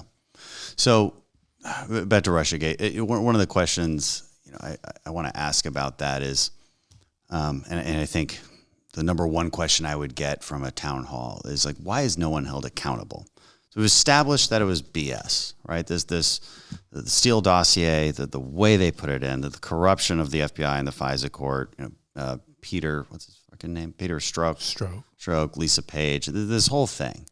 It really sickens people. And they're left wondering why there's like one, who was the lawyer who was prosecuted for this, and it was just for lying. They caught him in some lie, clear-cut crime. But it's explain. Yeah, Sussman. Explain to people why we aren't just throwing people in jail for what is morally wrong. What are the legal problems with just throwing people in jail for this? Okay, so there are a number of different things dancing around here, but one of the things is people have to start recognizing. We got into the business of using the criminal process as a political tool, in high drive, starting with Watergate, and more it's being used as a political tool. And more and more legal talking heads on the news. You compare the news shows 40 or 50 years ago to news shows today. It's almost all lawyers talking about whether someone broke the law and can be prosecuted. People have to understand the distinction between conclusions people come to that they make judgments on for everyday purposes and the standard of proof in a criminal case sufficient to lock someone in jail. If someone shows you some smoke and some facts that suggest someone's a pedophile, but they were acquitted, are you going to hire them to babysit your kids? Mm-hmm. No. You don't make decisions on that basis. You don't vote on that basis. But somehow psychologically we've become a country of Perry Masons, and it's all like we put everything in the criminal context as whether this thing can be proved beyond a reasonable doubt. Look at Hunter Biden's conduct. It's reprehensible. Everyone knows what happened there. The American people can see what happened there. And yet the question is he going to be indicted for it? And this, Only recently has the story started being told. It wasn't told in October or before the election. So, and that's the same question, really, because I had the same question, frankly, because people wonder the same thing. Why isn't this guy in jail? Why isn't he being investigated? Should he be? Because there's clear illegal activity happening with Hunter Biden on video. So just because we hate people or don't dislike people and think they behave reprehensibly, it doesn't necessarily mean there's sufficient evidence to put them in prison if you use a rule of law. So take the first thing that the president really got upset with me about is that I declined prosecuting Comey when he gave 3 memos to his lawyer, memos of the record that he had made of his meetings with Trump. And he had withheld certain memos that he thought were classified, and he had edited some memos, taking out stuff that he thought was classified. But it was later determined that the 3 that he thought were not classified included a few words that arguably were classified, and the people reviewing it said it was a close call. And under those standards, people said there's no way in hell we would prosecute anyone for this normally, because they actually did try to take out what they thought was classified, and it was a close call that the stuff was in there. And so if this is not the kind of thing we would normally do, the only reason to do it is because it's Jim Comey, to punish Jim Comey, and I wasn't going to be part of that, use the criminal justice process in that way. That's right. We hate him and he sucks, but didn't clearly break the law. Right. And so right now, I sort of get impatient because I think, 10% of the country, or at least the Twitter world, someone looks at you cross-eyed and why isn't this person in an orange jumpsuit? Well, we've made it pretty hard. Okay. Now let's take the president. If they can be in an orange jumpsuit that easily, then so can you. And so can President Trump for January 6th. Right. I've been saying, look, there's a lot of circumstantial evidence there. I think I know what happened on January 6th, just piecing together what happened. I think a lot of people have reached judgments about it. But can you actually prove a crime against the president? That's a much taller standard. Right. And for the same reason that I don't think that standard has been reached today, it hasn't been reached in the case of one of the things, when I came in, I dealt with the allegations of the president in Volume 2 of the Mueller report that the president had obstructed justice.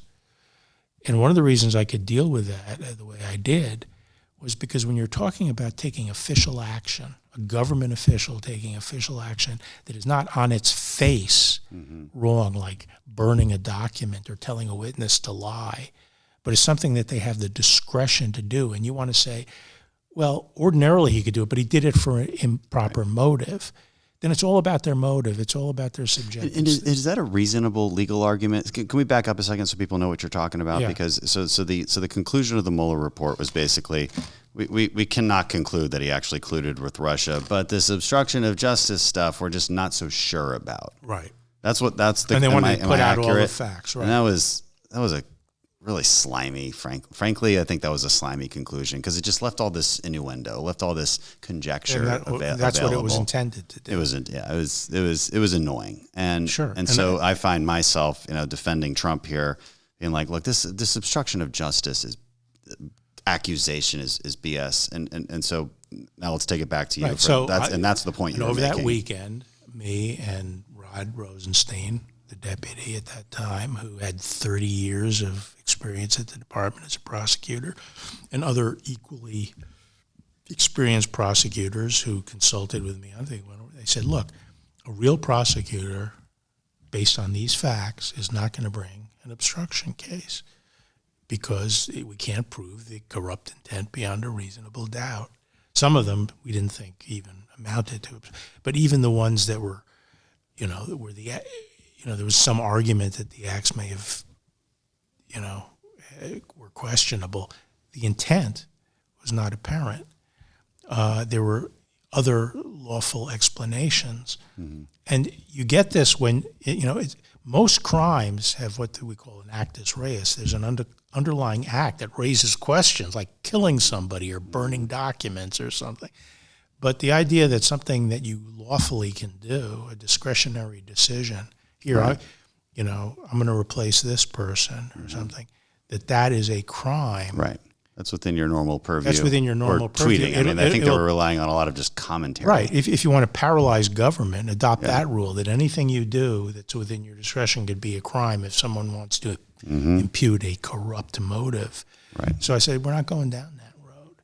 And for the same reason, when you're dealing with the FBI people who made decisions, I think we all can look at what happened and have our theories as to what was going on.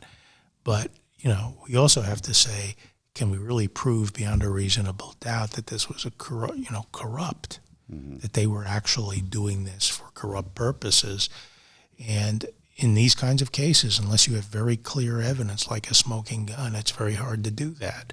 I know there are people who want their pound of flesh, but I personally feel my job was to, what I argued, maybe I'm wrong, is that the only way we can get back to true one standard of justice for everybody is to use that, not to succumb to the fact that we're going to adjust the standard depending on who's being accused of what. Yeah. And so I let people that I didn't personally like and may not have approved of their actions and so forth. If we couldn't prove a crime, we're not going to indict them. Mm-hmm. What reforms could be done with the FBI to gain people's trust again? Is there anything, or is it just a matter of personality? No, I mean, I think institutionally, I think part of it that's happening in all our institutions is a generational change. And, I forgot what this latest generation is called. Gen Z. Gen Z. No, right? But then what's the one Sorry, after I'm that? confused. No, Gen Z. Yeah, we haven't established what's after Gen Z yet. But anyway. They're like the youngest. No, but I mean the ones beyond Gen Z. Oh, millennial. I'm a millennial. Yeah, and then older than me is Gen X. Okay, so but I mean there are different values that I see in some of the younger people coming in, and I also was more used to a bureau where most of the agents had military background or law enforcement background, and that is dissipating. Let's remind ourselves to talk about kind of the current culture of America and young people coming in, because I think that's an interesting discussion, right? And how we maintain our philosophical underpinnings. But one more hot topic, and then I want to get to philosophy. Is that okay? And I'm not going to keep you here forever. I promise you. I'm at your disposal. I know I threatened you, and I have credible threats. I have weapons in here, so it's not really. I mean, there's tridents on the wall. There's knives on the desk. They're really for show, but they're sharp. Okay, and this is the podcast where I threatened the former Attorney General, and so election fraud. This is a hot topic. Like I've gotten torn apart for it because I've said basically the same things. Like, look, I think there's election fraud. I was making this. The whole right was sharing your videos. I forget what interview it was. I was on CNN or I was on some liberal talk show, and you were just crushing them when it came, because it was prior to the election. You were just crushing them. That was CNN, and I was talking about mail-in voting. Mail-in voting, and it was just a decimating argument in typical Bill Barr fashion. Just very, very precise, very, very unemotional. A good lawyer would do, and the same arguments I've been making for years prior to this election, and I describe it to people. Look, an election is a game. It's a game. It's a competition between two entities, and just like any game, any competition, you need to have very strict rules, and you have to have very transparent, and it's very transparent on how you might enforce those rules. Otherwise, you have no idea who freaking won the game. And you can't change rules necessarily. I mean, you could, the fourth quarter of a football game, you start to change the size of end zones. That'd be a really weird thing to do. Maybe it applies to both sides, sure, but it is in the fourth quarter, and that elicits some questions when you do that. And so this is kind of the story of the 2020 election. Not necessarily that there's certainly no proof that they changed the scorecard afterward. But there's some concern about how the rules might have been changed in certain states prior to, and here we are today, right. And it is what it is. Right. So, to me, there are three different categories. One, setting the rules. and the rules were skewed in many states to favor the Democrats, and there's questions about whether some rules were lawfully adopted, and those are issues that constitutionally have to be litigated starting with the states. The lesson that I've said all along is it's critical, and I said this in my confirmation hearing, in a divided country like we are, with the passions what they are, with the closeness of our divisions, we have to focus on the integrity of our elections, because the main thing we have going for us is the peaceful transfer of power, and unless we can assure the integrity, we're going to be in a very dark spot. So I'm all about making sure the rules promote the integrity of elections. Speaking of dark spots, I don't mean to change the flow of your comments there, but I mean the entire process of January 6th, right? This idea that Congress even certifies a vote. What do you think of that idea? It seems to me like nonsense, which is why I voted against it. Oh, you voted against certification? No, I voted technically for certification. The argument that the idea that we even certify, the idea that we can, that as a Congress, we can even do that, even have that constitutional power, to me is very clearly not in the Constitution. Well, I think, in a situation where you actually had a divided state, I mean, the Constitution tries to avoid it by saying, like, whatever side the governor is on is conclusively the Well, they say legislature. Yeah, so it's a little vague but we didn't have that problem in 2020. Like there was no there was no bona fide. It was 1887, right? That's where the law comes from. Am I getting that? Yeah, it's 1887. But back then they had different lists coming up to the Congress. Well, I thought it was I thought Eastman's argument was insane. But the second category though is, were the rules followed? Mm-hmm. Most of the arguments in the election were not that there was actual fraud, but that rules that are meant to prevent fraud, like anti-harvesting rules, or you have to have observers at the polling stations and so forth, the arguments were these were not implemented properly everywhere. And then the third set of questions is, was there actual fraud, in the sense that, was there some scheme by which people who were not entitled to vote, or non-existent people, they had votes counted, and people who were legitimate voters had votes excluded? Those are three different categories. And I think we have to fight like hell for a good set of rules. But once the rules are set and the election is held, you better do as your damnedest to win under that set of rules. I think the playing field was a bit skewed, but I also think we probably made a mistake in making our attacks on mail-in voting too broad. Mm-hmm. I mean, I always tried to say it was the universal mail-in ballots that I was worried about. I point people to the way Texas does elections. I mean, look, if you're disabled, you're over 65, you get a mail-in ballot. Otherwise, there's no reason to give you a mail-in ballot, right? Or you're an absentee, right? You need some special reason to do it. I think, and I believe in-person voting for all the reasons I said in that CNN show. I mean, we've put a lot of time into protecting the vote and making sure people are not under duress or votes are not bought, and we know who's voting and so forth. But most of the argument, even if you can show that there were some rules violated, which were probably, there was probably illegal harvesting to some extent. I actually don't think it was that substantial. You still have to, it doesn't mean you would just knock the votes out. Yeah, and that's kind of what the question I want to get at. Yeah. That's the more interesting question. Yeah. We've kind of litigated everything else over the last couple of years. And it's number two that you mentioned, right? Because that's people's frustration. And that's the question I get all the time, right? And they'll be like, look, I mean, and I guess what they're saying is this, like, so you have a border, let's say, and you have a checkpoint, and you don't want drugs to come across the checkpoint. And then you institute a rule that says you can't open trunks. You can't open trunks and the trunk of the car, and then the next conclusion they draw, that the opposition draws, the people who made that rule, is, well, there's no drugs coming across. And then the people who think there might be drugs coming across say, well, you didn't open the trunk. So, and that's an honest argument. That's the most honest version of the argument. But there are two basic problems, which is, unless you can show that it actually resulted in somebody who shouldn't have voted voting, or someone voting under duress.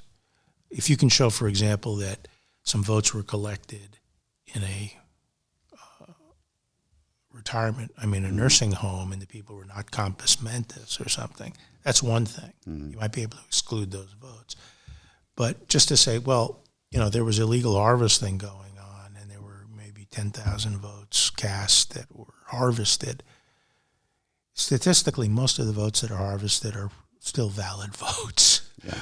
And then the other becomes very practical, which is how does the court determine which votes to exclude? Mm-hmm.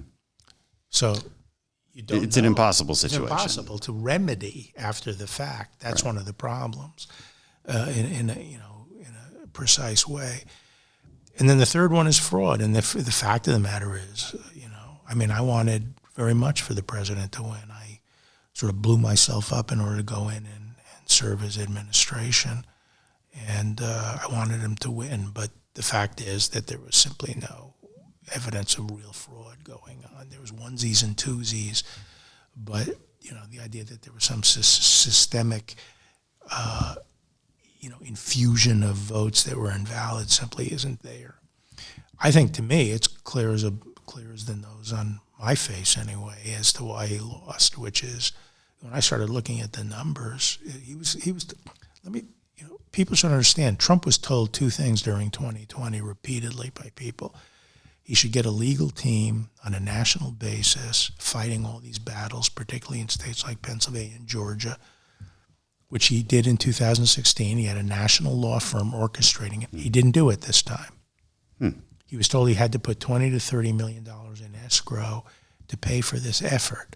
Really? Yeah, because no lawyers will work for him unless he prepays, because he doesn't pay lawyers. And he didn't do it. He just shrugs it off because he was going to win. His base was going to go out and win him the election. And he did not do that. He just gave short shrift to the idea that he needed to strengthen his legal effort. The second thing he was told is he was going to lose in the suburbs. It'd be very hard for him to overcome that unless he did a little bit of damage to repair. And he didn't. And you look at why he lost Arizona. There's 75,000 Republicans in 2 counties who voted straight Republican except for him. Yeah, there's 40,000 actually in my district alone. Yeah. Because I represent the suburbs of Houston, or I did. Now I represent suburbs in a little rural area. But and in Virginia, I'm a Virginian. I know Virginia politics. As soon as Trump was elected, Trump did some good things for the Republican Party, no question. I think his attracting working class Americans is of critical importance. But he also did it at the expense of losing about 10% of the suburbs. Yeah. And the Republican Party collapsed in Virginia. And then Youngkin comes along and shows we can still win races in Virginia when we don't pit, the rural areas against the suburban areas. Same thing in Pennsylvania. And I like to cite Pennsylvania because Trump ran about 60,000 votes behind the Republican ticket in Pennsylvania. He was the weak sister on the Republican ballot in the states of Pennsylvania. The statewide candidates, 2 of the 3, and the House of Representative candidates did better than Trump. Okay, and I say to people, let's compare that with Ronald Reagan when he ran for re-election. Register this point. Instead of running 60,000 votes behind the Republicans, Ronald Reagan ran 470,000 votes ahead of the Republicans. In Pennsylvania? Just in the state of Pennsylvania. Think about that. 500,000 Democrats in Pennsylvania. 500,000. You deserve another drink for that point. Yeah. There we go. And you go and look at other states, Georgia and other states, where Reagan just pulled in hundreds of thousands of Democrats over and above the Republican vote. That's a populist. That's a populist, not someone who runs weaker than the Republican ticket. Yeah. What is your definition of populism? I'll only tell you mine, and then I'll let you kind of feed off of that. Right. So, because I hear it all the time, and a lot of young Republicans these days like to label themselves populists, and they might say, like, look, populism is it's what the people want instead of the elites and the politicians. Okay, I'm like, well, what the fuck does that mean? Because I'm sorry, but that's what everybody on the political spectrum says they're for. I'm for the real stuff. The other guys are full of shit. Like that's always what it is. And so I'm like, no, let's dive into this a little bit more. Let me actually observe your actions. And what it seems to me is the fundamental tenet of populism is telling people what they want to hear as opposed to the truth. Sometimes they're the same thing. Sometimes, maybe even most of the time. But sometimes they're not. And that's a real problem. And, when I noticed populism really hit the Republican Party hard, I mean, there's probably many examples of this, but one was the $2,000 checks. And it was right before the election. And I saw so many on the right complaining that it was because McConnell didn't want to do the $2,000 COVID checks to people that we lost Georgia. So no, sorry. So this was after the election, but before the Georgia election, Senate election, and that just drove me crazy. And that told me that wow, like that's not conservative. It's not even close to conservative, right? There's no limiting principle here. There's no. It's just pure buying off of the population, right, which is exactly what the left does. Right. It is. There is a certain amount. Populism involves demagoguery, which is telling people what they want to hear and whipping them up and trying to create them as that you're their leader and are going to fight for them and so forth. Yeah. Instead of people who are perfectly capable of thinking for themselves. So I agree with sort of your definition generally, but I also think that, quote, establishment Republicans or country club Republicans to some extent are partly responsible for the schism that's occurred. Mm-hmm. Because I would, when it's convenient for people to label me establishment, they're going to do so. But the fact is, I view myself as a Reagan Republican. Political philosophy and conservative philosophy has been part of my life. And at the end of the day, I made my money up in New York with a telecommunications company, not as a lobbyist and so forth. Not that there's anything wrong with lobbying, but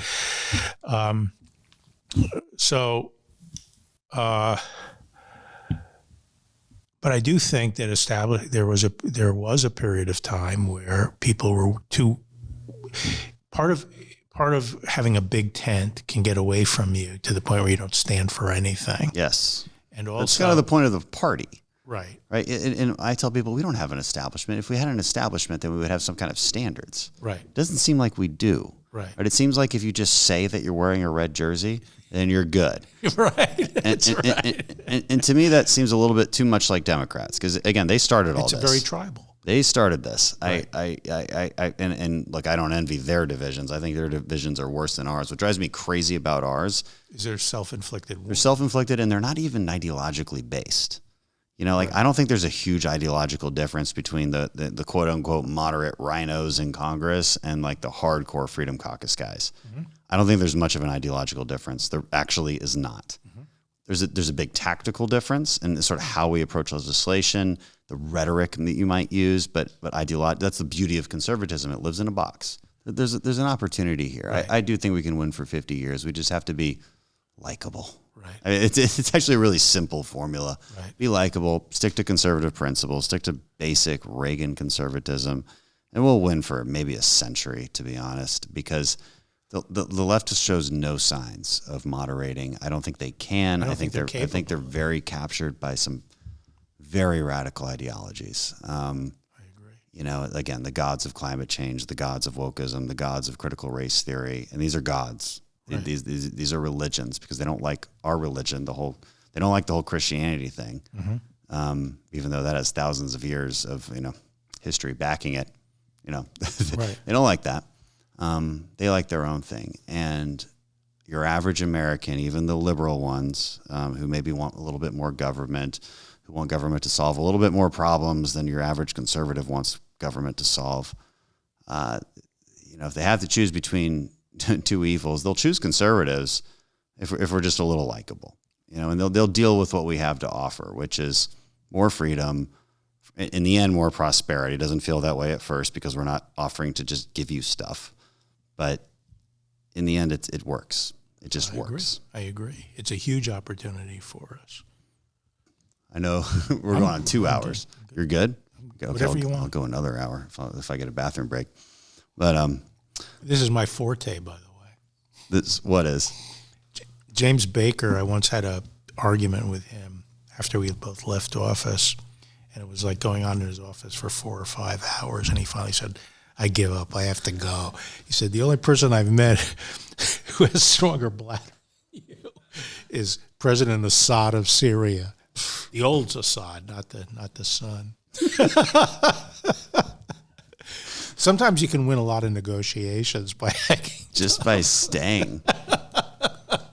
But why can't you take a bathroom break? Is that illegal? I mean, I can take, sure. Yeah, you could take a bathroom break. Is that part of the podcast? No, we've never done it before. We've done it maybe once. It's rare that I'll try to keep a guest this long, to be honest, but you're special. And this is a really good one. So I may take a bathroom break, and they could do. The only thing stopping me is we have the Marine Corps barracks show tonight, but that's not till like 6:30. Are you going to be? Yeah. Do you want to come? No, I'm not going to. But are you the honoree? No. Oh, I'm just going. Okay. Yeah. Do you want to go just to hang out? It'd be kind of. Are you sure? It's really fun afterwards. Well, I can imagine. It's my son-in-law was a Marine captain. Yeah. It's a cool thing. You've been before, I'm assuming. Oh yeah. I was once the honoree, or the person who takes. Oh no, I'm not at that level yet. I just get to go. Well, because it's usually a 4-star general or something. I'm there. I'm somewhat honored, I suppose. I get good seats. Sure, and I get to hang out with the guys afterwards. So we're going tonight, me and my wife. And anyway, but if we were to continue talking, what we've talked about all the good stuff, right? All the controversial stuff. One thing, and especially listeners who listen to this podcast know, is I like talking philosophy. I like talking philosophy of law, of government, why government even exists. And it's not something conservatives talk about enough, to be perfectly honest. I agree. And if we did, I think we'd help a lot of people understand where we're at. And a lot of people who don't understand that, I think, are in the next generation. Reagan made, I hate using the quote because it's so just overused, but it's, freedom is never more than one generation away from extinction. There's so much truth to be had in that particular quote because it's so simple.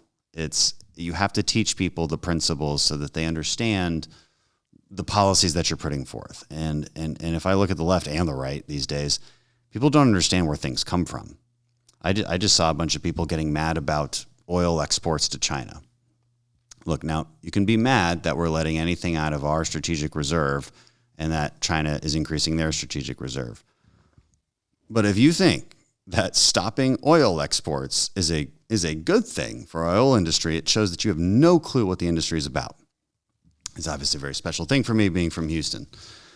And the biggest boon for our oil and gas industry and our energy independence that Trump enjoyed was, in fact, the lifting of the export ban. And this is populism. This is populism, and it's based in ignorance of not understanding where things come from. Right. The Democrats want a bunch of solar and wind projects. They don't want any mining for the actual critical minerals that are required to build those things. They want people to have heat and they want people to have cooling, but they don't want any pipelines. Right. So this seems to continue to be a problem, an educational problem, and a problem with where we just don't understand where we come from. And I don't know how to fix it. Well, it's not only that, it's also a complete lack of ability to reason through things. Everything is emotive and emotion and wanting to feel you're part of the right set. Yeah. It's sort of like, Mean Girls. In other words, everyone wants to be, part of the right clique and be thought of like, oh, he's, It does seem that way. Yeah, and the reason has nothing to do with it. It's like It's like sports team politics. Right. It's tabloid politics. Right. And I don't get it. And it's very for people who are interested in. Yeah, and that's actually one of the reasons why it's so funny that the liberals, in the absence of Christianity, have seized on science, something that can give them normative instructions as how to live their life and so forth. And yet, I mean, you look at our response to COVID, okay, and what the science told us at any given time. It was always provisional. It was always open to change. It was always open to, or it should be, science, more information, a better understanding of what's going on, and you frequently get it wrong. Sometimes you get it really fundamentally wrong in science. I mean, some of the basic questions of, quantum theory are still up in the air. You want to talk quantum theory? I'll talk quantum theory. And so Don't the tempt idea me. that there's some, fixed thing out there that we can rely on with absolute 100% assurance, and that whatever the scientific consensus of the moment is sort of, writ from on high, is any real scientist, anyone who has any integrity as a scientist would tell you that's nonsense. Science, by its very definition, is always trying to find out more and more and more, and we do, and we frequently revise our views. Mm-hmm. So this idea of trying to embrace what the science tells us is just a joke. As if it's a person that just tells us right. things. And it's the same, but at the same time they reject, basic logic. Mm-hmm. As I said, I was on the board of Dominion Energy, and we have a lot of coal plants on the East Coast, not Dominion Energy, but nationally on coal plants, and trying to get the shale natural gas to the East Coast so we can replace coal plants with natural gas, which is very clean, much more so than, coal is actually can be made fairly clean too, but natural gas was cleaner. They blocked the pipeline, right? It's nonsense. It's just insane. They don't want nuclear plants. They don't want anything. And I always wonder what's the philosophy behind that. And is it ignorance? Is it an anti-humanism? It's feeling rather than logic. It's feelings towards what? Like, this is what I can't figure out because this is what I they're deal told with. to. What they're told to. One of the things that's disappointing to me is this new generation, this younger generation. At least in the 60s and 70s, a lot of the left were actually nonconformists. Okay, today they're the epitome of conformity. Yeah, they're like a lot of these people coming out of school are marching morons. They're just sort of told what to believe and they will do it. To me, one of the ironies of history is we actually, these people are, have some kind of inherent view that because we live today, we're somehow more advanced and our ethics are more sensitive and so forth and so on. Actually, we're getting closer and closer to barbarism, and to me, the line between civilization and barbarism is in jeopardy, and this country and the people in it are capable of barbarism. Yeah, because politics uber alles. And I wonder if Did there's that any go hope. too far? No. I wonder if there's any hope on the college campus front. And some people see some glimmers of hope, right, with the younger generation maybe rebelling against the younger version of my generation. So I'm an elder millennial. I'm very close to Gen X. Gen X seems to be a pretty, how would I describe Gen X? Kind of like MTV, sort of cynical of a generation, but overall okay. It's like the Elon Musk generation. Millennials are a bit all over the place, and then younger millennials are very much in this left wing. And there's some hope that maybe Gen Z rebels against their former generation. I'm not sure how much evidence I see of that. There's some polling that would indicate that Gen Z does less drugs and has less sex and is more pro-life. But how much more pro-life, I don't know. Yeah, maybe on the margin. But in 1992, I used to give speeches about how the pendulum is over. And this idea that, usually you can rely on a pendulum because things get so screwed up that sort of people are repelled by the consequences of the silliness and the absurd policies and the consequences of it, and they're repelled, and there's usually a great awakening, and there has been. But I actually think because of the media today and because of the seizure of the culture by the left, I question whether it's possible for those forces to gather force. They're usually pulverized and destroyed. And to me, one of the most troubling thing that I've seen recently is the the movement of the corporate America over to the woke side of things, where they become part of the process of punishing people who stand up against this nonsense. And once you lose, I mean, the only thing we have left is country music. That's the only people I can hire for my events. Yeah, really. They're the only ones I can hire for my events. Everybody else wants to go woke. And it's always unclear to me like what they're even pandering to. Because it really is just like we were talking about the problems on the right. I usually talk about the problems on the right more than the problems on the left, because I want the right to be able to win. Right. It's very important to me. Right. And and I think the left is the left. They're easy to beat. They're very easy to beat if we just try. Right. But I wonder what the hell is going through their heads. These corporate CEOs. When they pander to 1,000 Twitter comments about transgenderism or whatever, and they're just like, you know what, we need to do transgender stuff. Like, I mean, it's out of control. It's Disney being maybe an example there. No, it's insane. Which is so disappointing. And like, what's behind? I don't. My theory is there's not really any ideological persuasion happening at this corporate level. It's more risk aversity, but miscalculated risk aversity. Right. So I think I address this in my book. What's the book called, just for the audience? One Damn Thing After Another. New York Times bestseller. But anyway,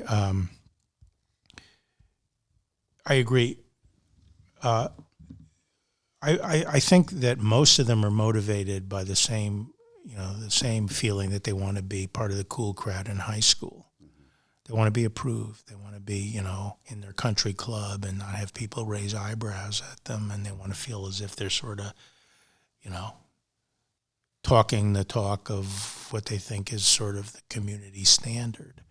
And so they're influenced by the media and by the cultural outlets and so forth. But they're just trying to be with it. They don't actually believe. More than half of them don't actually believe this crap. I mean, how could you actually be a reasonable human being and believe that there are more than believe that men can get pregnant? Yeah, believe there are more than two genders. Nobody does. And they're going to lose because of it. I mean, the Latinx thing is another good example. Look, I mean, but there's subjective belief, and to some extent you don't want to, make life difficult for people and so forth, and you're willing to play along only so far. But when it starts causing serious problems, like having my daughters in the same bathroom with your male child, forget about it. Okay? Yeah. This gets to, and I do want to wrap this up for you so you don't have to stay here forever, but I could easily do that. And going back to philosophical underpinnings, the purpose of law, right? You've been the top law enforcement officer twice in our country. So you have a pretty good idea of what the purpose of law is. And what's the basic way to explain that to someone? Is it the that guy over there, he gave me a book a while back called The Law by Frédéric Bastiat. And I always go back to it. It's a really interesting read. It's like 100 pages. It's super easy. And it does make it pretty simple. In that, the purpose, the reason for government, the reason we have laws is to prevent person A from infringing on the rights of person B. You have to do a couple things with that particular thought. You have to define what rights are. Mm-hmm. This is something we disagree with the left on. They like to define services as rights. Mm-hmm. Right. We define rights as rights. Right. But what are rights and what is law? And how do you assess that? Is that something you've thought about a lot as Attorney General, and how should we think about it going forward?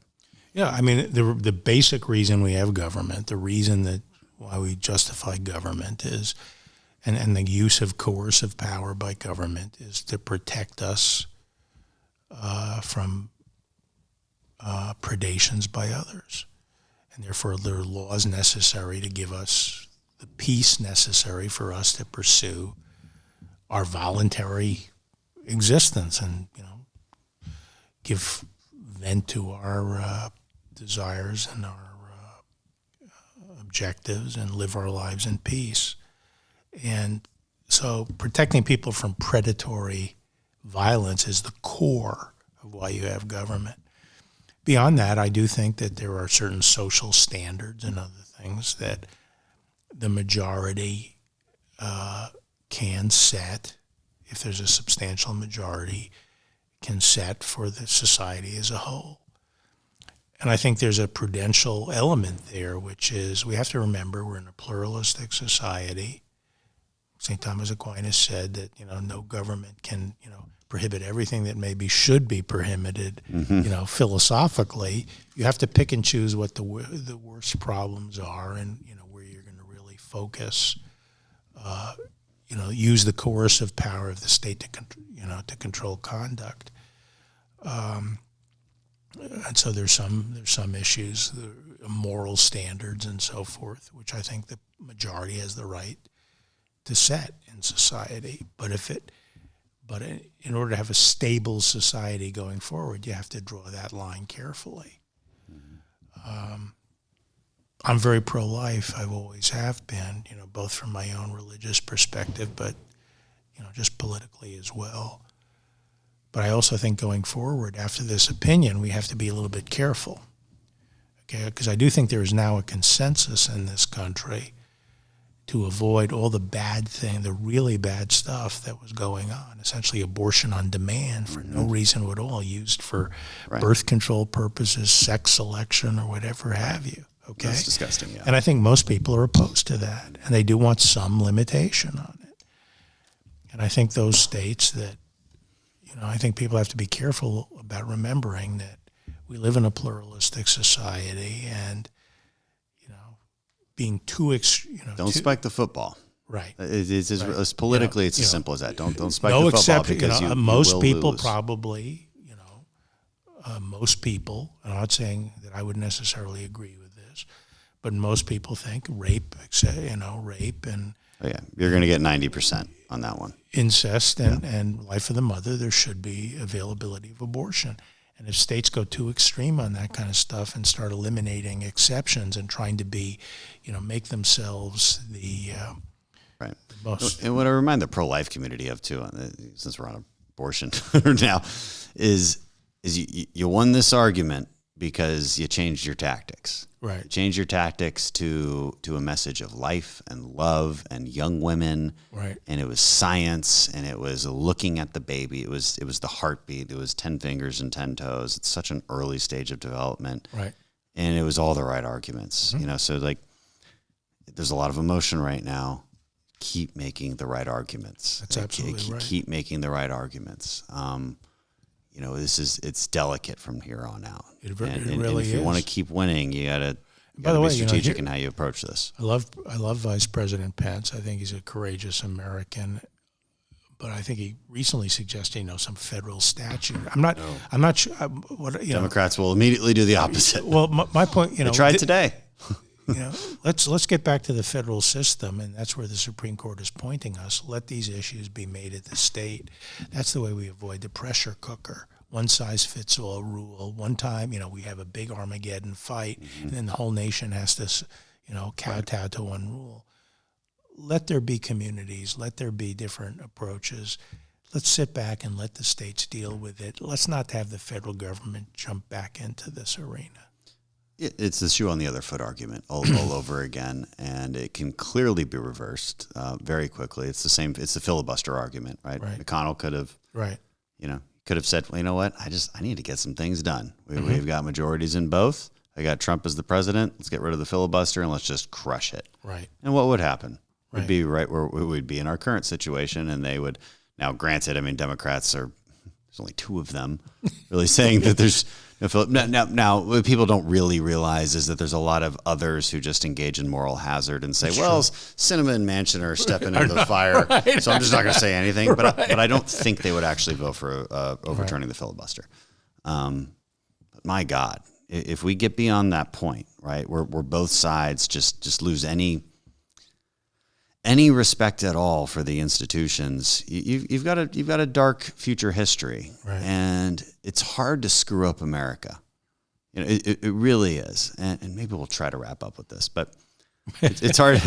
It's hard. We don't have to wrap up. I just need to take a bathroom break. Well, it's hard to screw up America for the following reasons. One, the Constitution is extremely stable. It's an extremely stable framework for government. You know, I always say the Declaration tells us why we have a government, to protect inalienable rights. Very clear. First one to say that. The Constitution tells us how we should sort of think about it. You know, you should do it this way. And you can change it, but only if you like really mean it. Okay. You know, and so we have this very stable government, but we also are very blessed with our geography. You know, we've got like super nice Canadians to the north and a little problem to the south, but it ain't freaking Russia. Okay. They're not to our south. So, you know, we're in a good place. We've got a lot of resources. It's almost impossible to invade America. Probably will forever be impossible to invade America. So there's a lot going for us. Right. Seems like a lot of people are trying to screw it up, though. You're right, absolutely right. There's a tremendous amount going for us. And at the end of the day, we can take China and wump them, but we can only destroy ourselves. It's only the enemy within, essentially, our own lack of will. And what's the solution to that? You know, and I say maybe going back to founding principles. They're not that complicated. You know, and you write in your book. Maybe we'll end with a quote from your book, which is pretty good here, if you don't mind. One of many. One of many, I'm sure. I gotta put on my big thick glasses and see how I can read this. All right. Liberal democratic ideas, strict limits on government power, individual rights, press freedom, religious liberty, were framed within the great Anglo-American political tradition and are the life's blood of our republic. They were painstakingly wrought over many centuries from a rich amalgamation of different influences. Classic ideas, Christian precepts, Anglo-Saxon folkways, the common law, the lessons of the 17th century English Civil War and its aftermath, that's very specific, the political thoughts of the English Whigs, the moderate Enlightenment, the American Revolution, and the foundation of the American Republic in 1789, when the Constitution was ratified. The liberal order produced by these experiences has given us unprecedented human freedom and material progress. Under liberal democracy, it is not the role of the state to use its coercive power to remake man and society according to some abstract conception of perfection. The purpose of government is far more modest, maintaining the modicum of order necessary for citizens to flourish in peace as they pursue their freely chosen destiny, both as individuals and together in the free, voluntary associations that develop organically as part of private civil society. It's pretty good explanation as why we have law and why we have America. That's right. It doesn't exist anywhere else, not to this extent. We are the world's best hope. And we need to stay that way. This great experiment. Only with good leaders. So, Attorney General Barr, thank you for being on, and thank you for your leadership for our country. Well, thank you. Really appreciate it. Same for you, Dan. Thanks for all you do. I haven't done as much as you. Oh, I don't know. So, maybe one day.